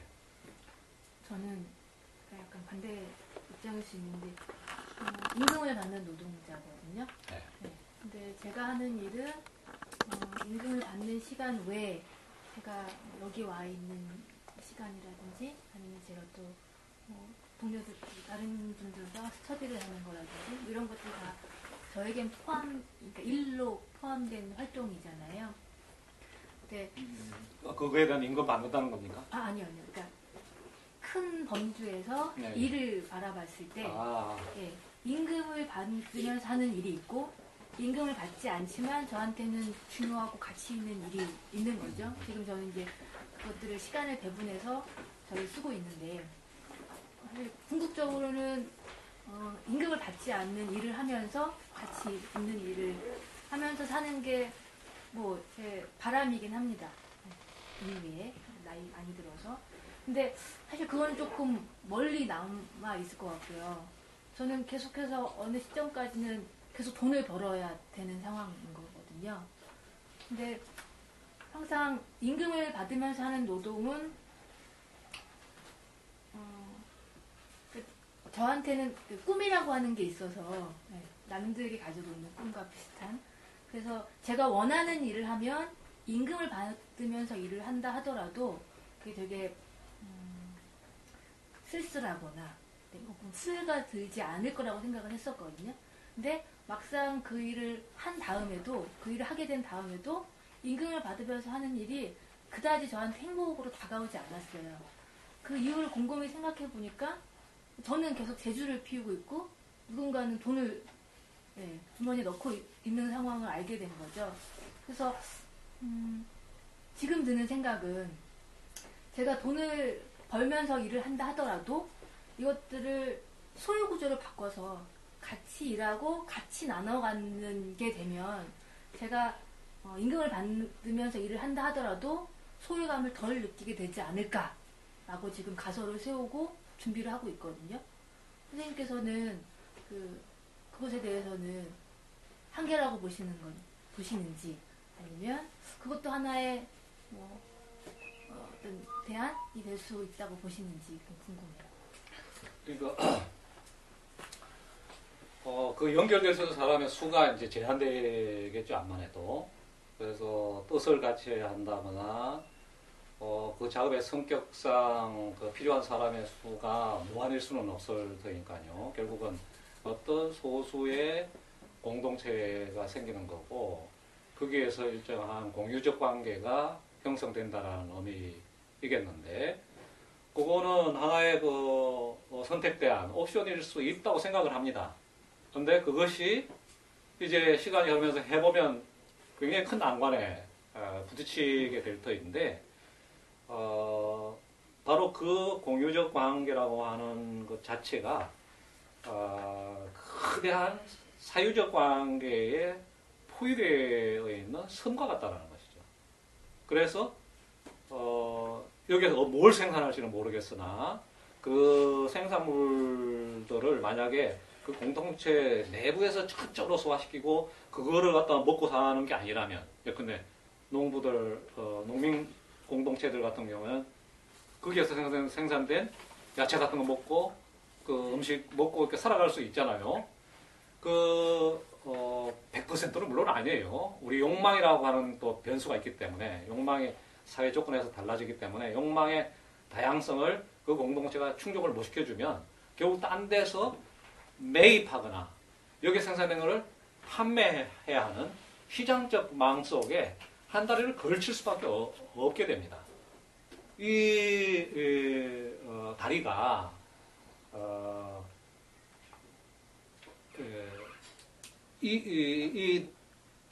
소공동체의 내공이 약화될 때는 넘쳐 흘러서 이걸 덮쳐버리죠. 이럴 때 이 관계의 재생산이 굉장히 어렵고 난처한 그런 상황에 직면하리라고 봐요. 그러니까 그거는 충분한 옵션은 아니다. 하나의 방법론적 옵션일 수는 있지만 필요하고도 충분한 조건은 아니다. 그렇게 저는 생각을 합니다. 이제 짧게 말씀드리면 제가 지금 다니고 있는 회사는 모 커머스 회사인데요. 처음에 이제 시작은 소규모로 시작을 하였으나 5년 만에 굉장히 커진 거예요. 그래서 당초 필요로 했던 인원들, 예를 들어서 뭐 글을 쓰는 사람이라든지 아니면 디자인하는 사람이라든지 이런 사람들이 굉장히 많이 필요했거든요. 근데 지금 이게 기계화로 바뀌어서 그 사람들이 더 이상 필요 없어진 거예요. 그러니까 자동화로 바뀌어서. 그러니까 지금 중국도 그런 상황에 직면했는데 중국은 굉장히 짧은 시기에 자본주의 성취를 이루면서 기술이 고도화로 발달을 했지 않습니까? 그래서 갑자기 노동자들이 필요해서 시골에서 다 왔잖아요. 지금은 그 노동자들이 더 이상 공장에 머물 수 없는 상황이 돼서 다 토해내는 상황이고 아까 말씀하신 것처럼 소유권을 누가 가지고 있는 이 상황에서는 사실은 대안도 없고 희망도 없고 절멸밖에 없는 상황이잖아요. 그러니까 말씀하신 그 한계라는 건 충분히 인정을 하지만 그런 것들이 만약에 많이 생겨난다면 그런 게 많이 생겨나서 협동조합이나 사회적 기업이나 이런 것들이 사실 지금 거대한 흐름으로 갖고 있는 자본주의에서 아까 사회주의가 하나의 어떤 그러니까 기관차 역할을 하셨다고 말씀하셨는데 협동조합이나 사회적 기업도 어떻게 보면 그런 사회주의적인 것들이 좀 녹아든 하나의 체제로서의 무브먼트가 아닐까라는 생각이 들거든요. 그런 요소가 있다고 생각해요. 그러니까 주식회사, 협동조합, 이 협동조합이 또 어떤 협동조합이냐도 다른데 이런 것들은 아까 제가 지금 우리가 살고 있는 자본주의를 그냥 자본주의라고 하는 한마디로 볼 수는 없고 그 유동 속에서 변화 속에서 그 자본주의의 특성을 읽어내고 어쩌면 자본주의에서 벗어나는 경향을 볼 필요가 있다라고 말했을 때 생각한 거는 바로 그런 점인데요. 막스 같은 경우는 주식회사 같은 경우도 이행기 형태로 보거든.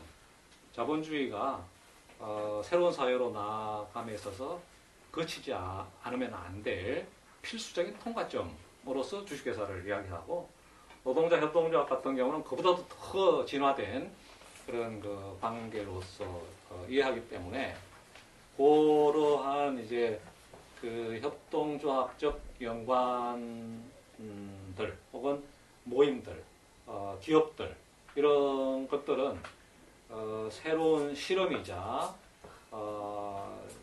그러니까 사적 소유를 넘어서는 관계를 하나의 형태로서 창출하는 과도기적인 실험들로 의미를 갖는다고 봐요. 그런데 그 자체가 종착점이어서는 안 된다고 봐요. 협동조합에 머물러는 순간 그것의 생명력은 고갈될 수밖에 없다고 생각합니다. 어떻게 거기에서 또 다시 다른 관계로 나아갈 수 있을지를 생각해야 되고 그건 항상 협동조합 외부와의 그 관계에 대한 그 고려를 하지 않으면 안 된다 그렇게 생각합니다. 궁극적으로 가장 이상적인 현재 지구상에 있는 모델은 어디라고 생각하세요? 나라로서 말하는 건가요? 국가 자체로서는 저는 없다고 생각을 해요. 그건 뭐 어디나 마찬가지겠지만. 근데 중요한 실험들 같은 경우에는 예컨대 2000년대에 그 라틴 아메리카 같은 곳에서 많이 실험이 되고 멕시코 같은 경우는 1990년대 사파티스타 같은 데서도 실험이 되고 지금 유럽 같은 경우에도 이 정형화된 관계로서는 아니지만 20세기적 유럽을 넘어서려고 하는 실험들이 국제적으로는 계속 일어나고 있다고 보거든요. 포데모스나 이런 것들도 하나의 실험 형태로서는 되게 중요한 실험이라고 보고 시리자 같은 경우도 마찬가지라고 보고요. 근데 그것이 역시 충분하냐라고 물으면 전혀 아니라고 생각하죠. 거기에서 사실 시리자 같은 경우는 이미 그 운동의 정지 형태가 여러 모습으로 나타나는데 멈추는 순간 자본주의적 기관으로 다 바뀌고 마는 거예요. 거기에서 더 가속적으로 나아가느냐 멈추느냐의 그 속도에 의해서 좌우된다는 거예요.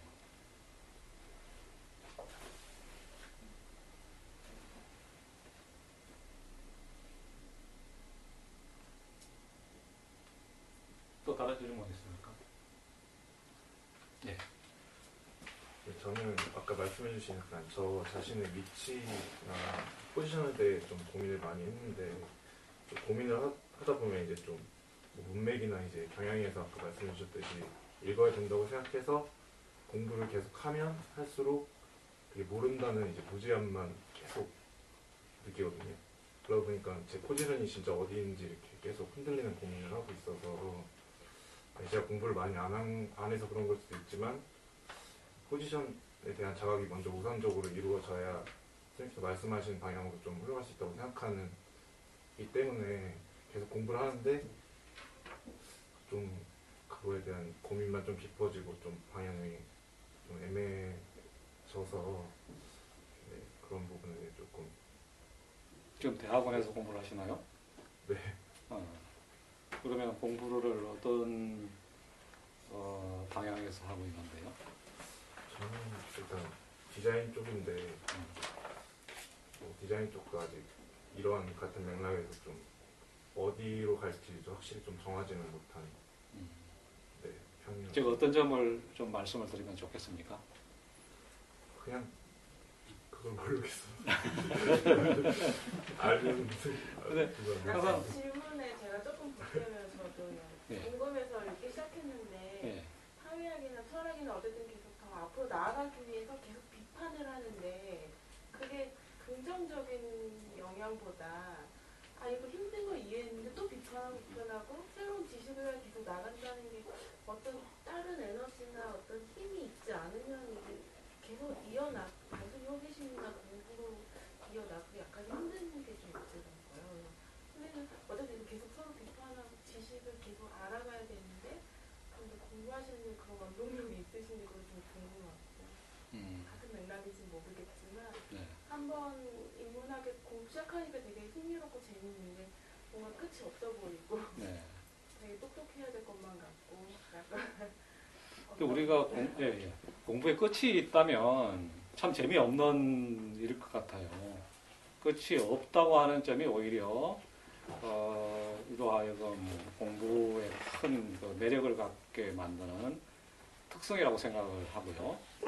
그 다음에 책에서 책으로의 여행이 우리한테 그 피로감을 준다라고 하는 것은 분명히 맞죠. 그러면 책에서 책으로만 가지 않을 수 있는 그 방법이 뭐냐?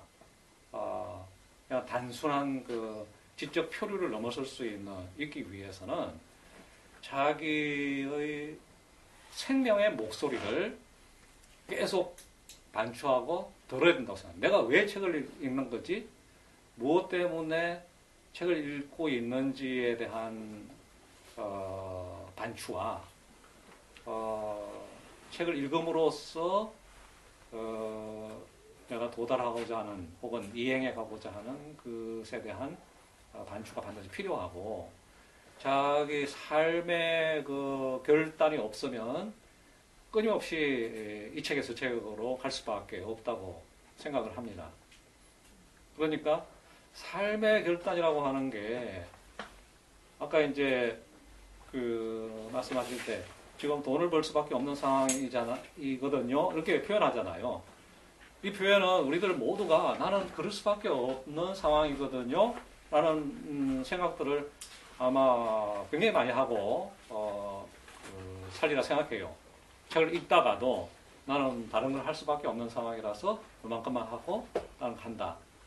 근데 그거는 그 어떤 필연성을 인식하는 자기의 방식이지 뭐 할 수밖에 없다라고 하는 건 자기 외부에서 주어지지는 않는다라는 겁니다. 외부에서만 주어지지는 않는다라는 겁니다. 예를 들어서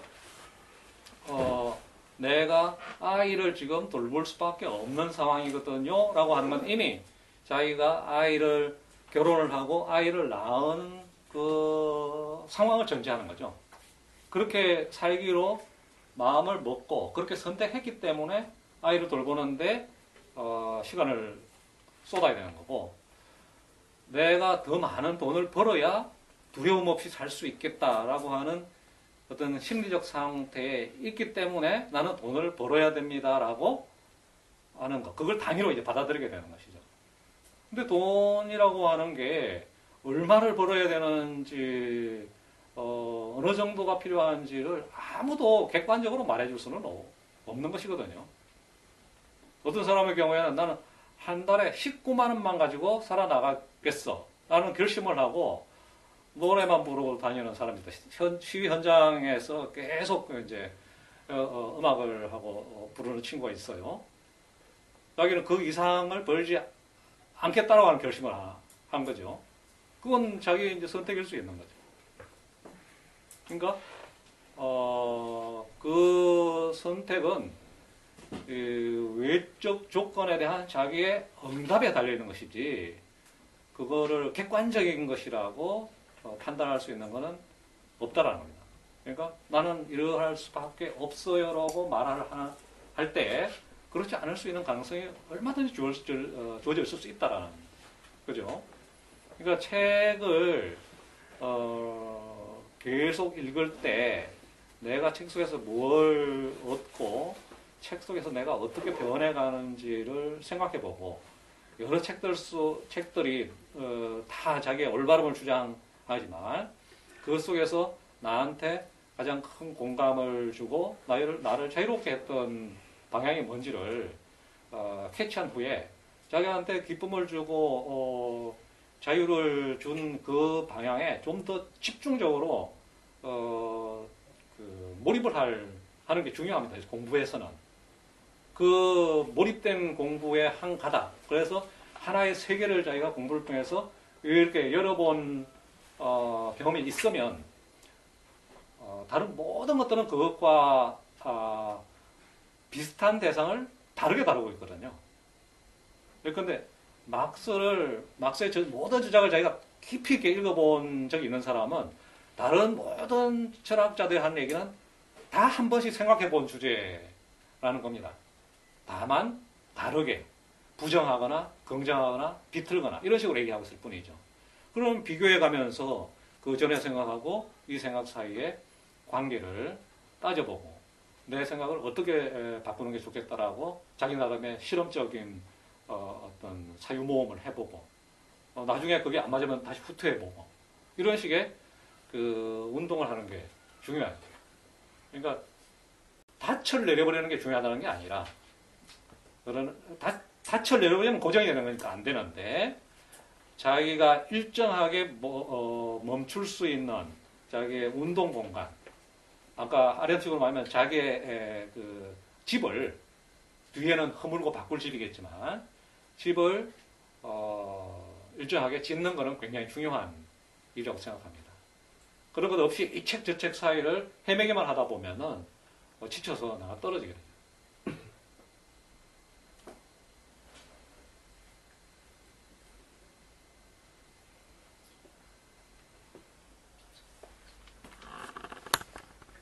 예. 짧게 좀 근데 이제 이상적인 이야기를 들으면 이해가 되기는 되는데요. 그러니까 요즘에 그냥 지금 살아가고 있는 그 시점에서 보면 우리는 너무 공동체에 붕괴되는 모습을 너무 피부로 느끼고 있고 그리고 이제 그게 개인한테 영향을 미치면서 어떻게 보면 개인의 어떤 욕구나 그 자유의지 같은 것마저 잃어버리게 되는 그런 사회 속에서 살면서 내가 자유의지를 마음껏 발휘를 하면서 활동이라고 선택한 영역들이 과연 정말 100% 내가 그걸 발휘를 하고 사는 건지 헷갈리는 어떤 지점들도 생기잖아요. 예를 들어 선생님께서 아까 이 강의를 위해서 오늘 아침에 일찍 올라오셨고 꽤 긴 시간 동안에 준비를 하시잖아요. 그러면 그것들이 100%다 그 선생님한테 그 어떤 기쁨과 굉장히 자유의지를 획득했다는 그런 성취감이나 이런 것들을 경험하시는지도 궁금하고 그리고 그 100% 자유의지를 발휘하면서 활동과 노동의 경계를 넘나들면서 그렇게 살아가는 게 전적으로 개인에게 그 책임을 맡기고 물을 수 있을까라는 생각도 들어요. 왜냐면 그 개인이 이미 너무나 흔들리고 연약한 존재이기 때문에 100% 자유의지를 획득한다는 것은 그 공동체의 관계 깨진 이 상태에서 개인한테 그 책임을 물을 수 있는지. 네. 그리고 네.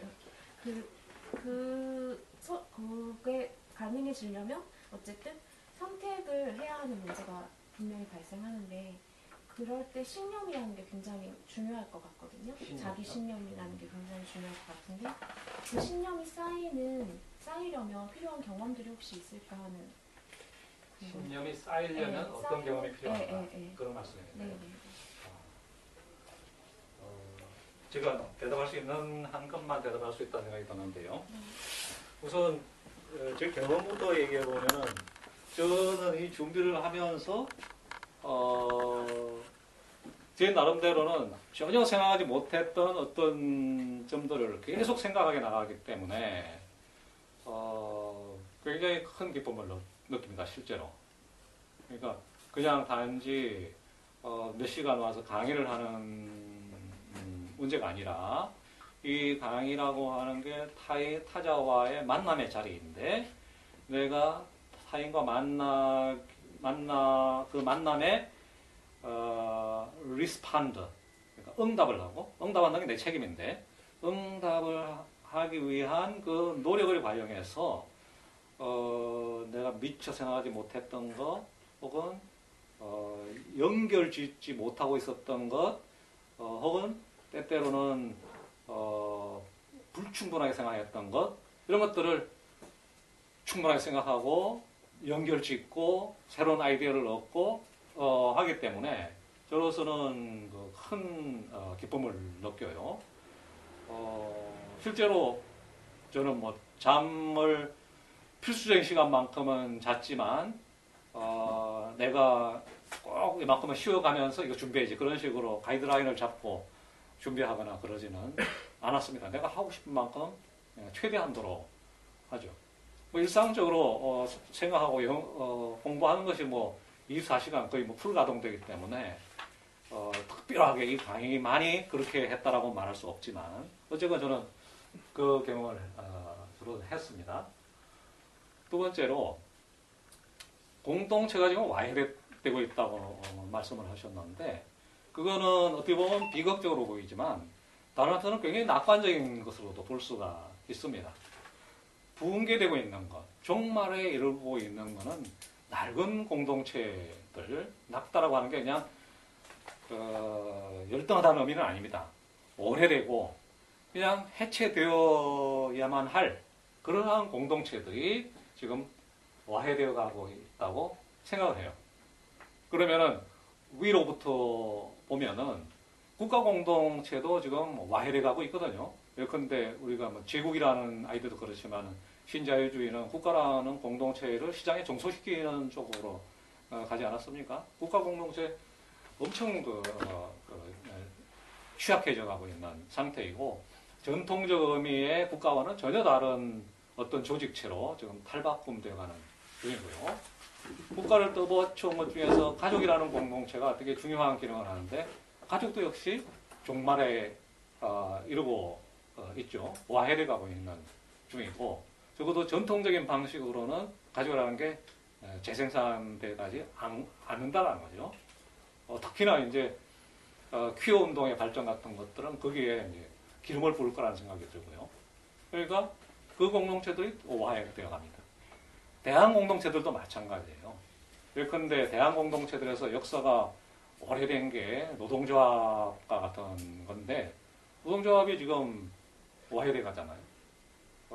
지금 한국노총, 민주노총, 노사정 협의했다고 하지만 그 두 노총 바깥의 노동자들이 압도적으로 많이 있는 게 지금의 우리 현실 아니겠어요? 90% 이상이 그 밖에 있습니다, 지금. 이런 현실. 그 다음에 정당, 당이라고 하는 게 아주 진보적인 의미에서의 그 새로운 정치 공동체였었는데 그 역시도 거의 뭐 이집단처럼 다 탈바꿈되어 가지고 공동체라기 보기보다는 어떤 길드 같은 걸로 지금은 바꿔졌다는 생각이 들고 학생운동이나 노동운동에서 이렇게 형성되었던 정파 같은 경우도 정당 이전의 그런 그 형태들도 지금은 그 과거와는 전혀 다른 위상에 놓여 있다고 보여집니다. 그러니까 근대 사회에서 발생했고 기능했던 공동체 형태들이 더 이상 제 기능을 못한다라고 하는 것인데 이걸 과거로 돌아가고 거기에서 뭔가 미래의 비전을 찾는 사람들은 안타까워. 왜 우리 운동권이 이렇게 되고 왜 우리 가족이 이렇게 되고 우리나라가 왜 이 모양 이렇게 한탄을 하게 되겠지만 사실 우리가 근대성을 되돌아보면 국가든 가족이든 노동조합이든 정당이든 이런 것들이 바로 근대적 자본주의 시스템을 재생산하는 장치들이었습니다. 아마도 이제 반대하는 사람이 있을 수 있다고 생각해요. 그건 뭐 논쟁에 좀 남겨두고 저는 그렇게 생각합니다. 그러니까 근대성을 일궈온 공동체 그 장치들이 좌적 공동체나 우적 공동체나 다 해이해지고 와해되고 있는 게 지금의 현실이기 때문에 과거에 그런 것들이 강건할 때는 뭔가 다른 걸 생각하기가 힘들었어요. 근데 지금은 그런 것들이 해이해지고 와해돼 가고 있기 때문에 새로운 공동체의 가능성을 상상할 수 있고 실험할 수 있는 여지는 그만큼 커져 있다라고 생각하는 거죠. 문제는 우리가 그걸 행하는 쪽으로 발을 내딛느냐 아니느냐에 달려 있는 것이지 과거보다는 오히려 새로운 실험에 훨씬 좋은 조건 속에 우리는 있다라고 하는 게 저희 그 생각이고요. 거꾸로 이제 생각해 보는 겁니다. 안타까움만 갖지 말고 이렇게 다른 면을 보자라는 취지에서 말씀을 드리는 거고요. 그다음에 개인에게 이제 그 모든 책임이 있는 건 아니지 않느냐라는 건 전적으로 뭐 받아들일 수 있는 말이라고 생각해요. 그러나 우리는 이렇게 볼 수 있습니다. 그렇다고 해서 개인이라고 하는 것을 떠나가지고 어디에서 개시, 시작, 그 시작점을 찾을 수 있겠느냐 하는 문제이죠. 물론 이제 이때 개인이라고 하는 것은 자유주의적 의미에서의 개인으로 오인되면 안 된다고 생각하는데 일단 그 전제까지만 말씀드리고 너무 큰 주제이니까요. 개인을 우리는 들레저가 의미하는 그 singularity, 그러니까 특이성이나 단수성의 장소로 이해하면서 그 개체들로부터 역사의 새로운 시작, 후쿠시마적인 의미에서 역사의 종말과는 정반대되는 역사의 새로운 시작의 에너지를 봐야 하고 바로 내 자신, 내 마음속에서 일고 있는 그 어떤 기쁨의 그 씨앗이든 어떤 생성의 씨앗이든 그 씨앗을 잡아내가지고 살려내는 것이 모든 것의 출발점이지 않으면 안 된다라는 거죠. 그러니까 자기 내면의 목소리를 귀담아 듣고 그 목소리에서 그 살려낼 것을 살려내려면 엄청난 용기가 필요하죠. 왜냐하면 다른 사람들이 원체 많은 이야기를 하니까요. 광고에서는 이 카드가 좋다, 저 차가 좋다, 이 집이 좋다라고 하면서 유혹을 해대는 그 상황이고 학교에 가면 교수들이 선생들이 이 책이 이 노선이 이 생각이 좋고 저 생각은 틀리다고 얘기하고 있고 이 수많은 유혹들과 제한들의 그 홍수 속에 우리가 살고 있기 때문에 내 자신이 어디로 이끌리는가 하는 문제에 그 세심한 주의를 기울여야 되고 내가 이끌려가는 이 방향이 나를 죽음으로 몰아갈 것인지 아니면 생명으로 몰아갈 것인지에 대한 예리한 감각을 갖고 있어야 되죠. 유혹된다고 해서 모든 게 다 나를 살려내는 건 아니거든요. 많은 유혹들이 우리를 죽음으로 실제로 이끕니다. 그렇기 때문에 생명으로 이끌 수 있는 내 내면의 목소리, 나의 어떤 바람이라거나 의지가 무엇인지를 유심히 살펴보고 거기에서 그거 잘 보이지 않습니다. 그 보이지 않는 것에서 실마리를 잡아서 그거를 가시화시키고 형태를 부여하고 거기에 힘을 실어주는 그런 것은 개인 아니고서는 결코 할 수 없는 중요한 역할이다. 그렇게 생각합니다. 하나만 더. 네. 그 공동체의 회복을 사실 아까 강연하실 때 말씀하셨는데 그게 예전 공동체의 복원이 아니라 새로운 공동체의 형성이 중요하다는 말씀인 거잖아요. 그러면 그 새로운 공동체를 결속시키는 중요한 모티브는 뭐가 될까요? 예전의 공동체라고 하는 게 영어로 치면 커뮤니티라고 해서 미운이라고 하는 건 주다라는 것이죠. 커뮤니케이션 할 때 그 미운하고 똑같은 겁니다. 컴은 서로라는 것이고 서로 주다라는 말인데 우리말에서 공동체라는 말은 그런 주고받음의 의미가 잘 살아나지 않아요. 그냥 커뮤니티라고 할 때는 저 개인적으로 받아들일 수 있는 말인데 공동체 그럴 때는 저도 오늘 그 말을 썼지만 부득이하게 또 뭐 그 정도로 가능한 거니까 거기에 공자와 더불어서 같을 동자를 씁니다. 그래서 아까 하나가 된다라는 게 어렵다고 그랬죠. 다 서로 여러 개 다르기 때문에 그 다름에 대한 고려가 공동체라는 말은 들어있질 않아요.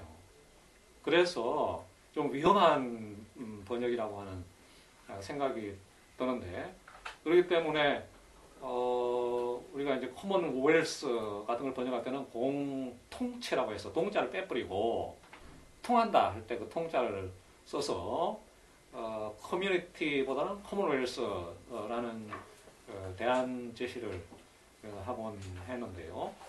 그런 의미에서 이제 새로움이죠. 그럼 이 용어상의 새로움이 담아야 할 그 핵심이 뭐냐라고 하는 질문이겠는데, 일단 핵심은 지금 말한 그 싱귤레리티에 있다고 봅니다. 차이에 있다고 보는 거죠. 그 다름들이, 다른 것들이 어떻게 커뮤니티가 될 수 있겠느냐 하는 문제에 대한 고민들이 필요하다고 봐요. 우리가 뭐 말만 들어보면 다른 사람들이 나하고 영 다른 생각을 갖고 있다는 걸 알 수가 있잖아요. 굉장히 다른데, 또 다른 한편에서는 그와 정반대의 거, 획일성, 다 그냥 비슷한 얼굴이고, 요즘 뭐 텔레비에 나오는 가수들은 얼굴을 저는 전혀 식별을 할 수 없어요. 그 사람인데 하는 그 생각이 들고, 마치 그 백인들이 흑인 얼굴을 잘 식별 못하고 하는 것처럼 얼굴을 판별하기가 되게 힘들어요. 그러니까 형태상의 그 획일성들이 한편에서 나타나면서 다른 한편에서는 엄청난 이질성이 이렇게 그 동시에 공존하는 그런 현실인데, 이 획일적인 것들을 넘어서가는 과정이 바로 이 이질성들이 이질적이지만 않고 어떻게 소통할 수 있겠는가 하는 그 문제에 답을 주는 것이 우리 시대의 공동체, 그 커먼웰스의 과제이다, 그렇게 생각을 합니다. 예, 너무 시간이 오래된 것 같고 저도 살아야 되니까 오늘은 이 정도로 다른 교회에게 만나서 대화할 수 있는 시간을 가졌습니다. 오늘 장시간 수고 많으셨습니다.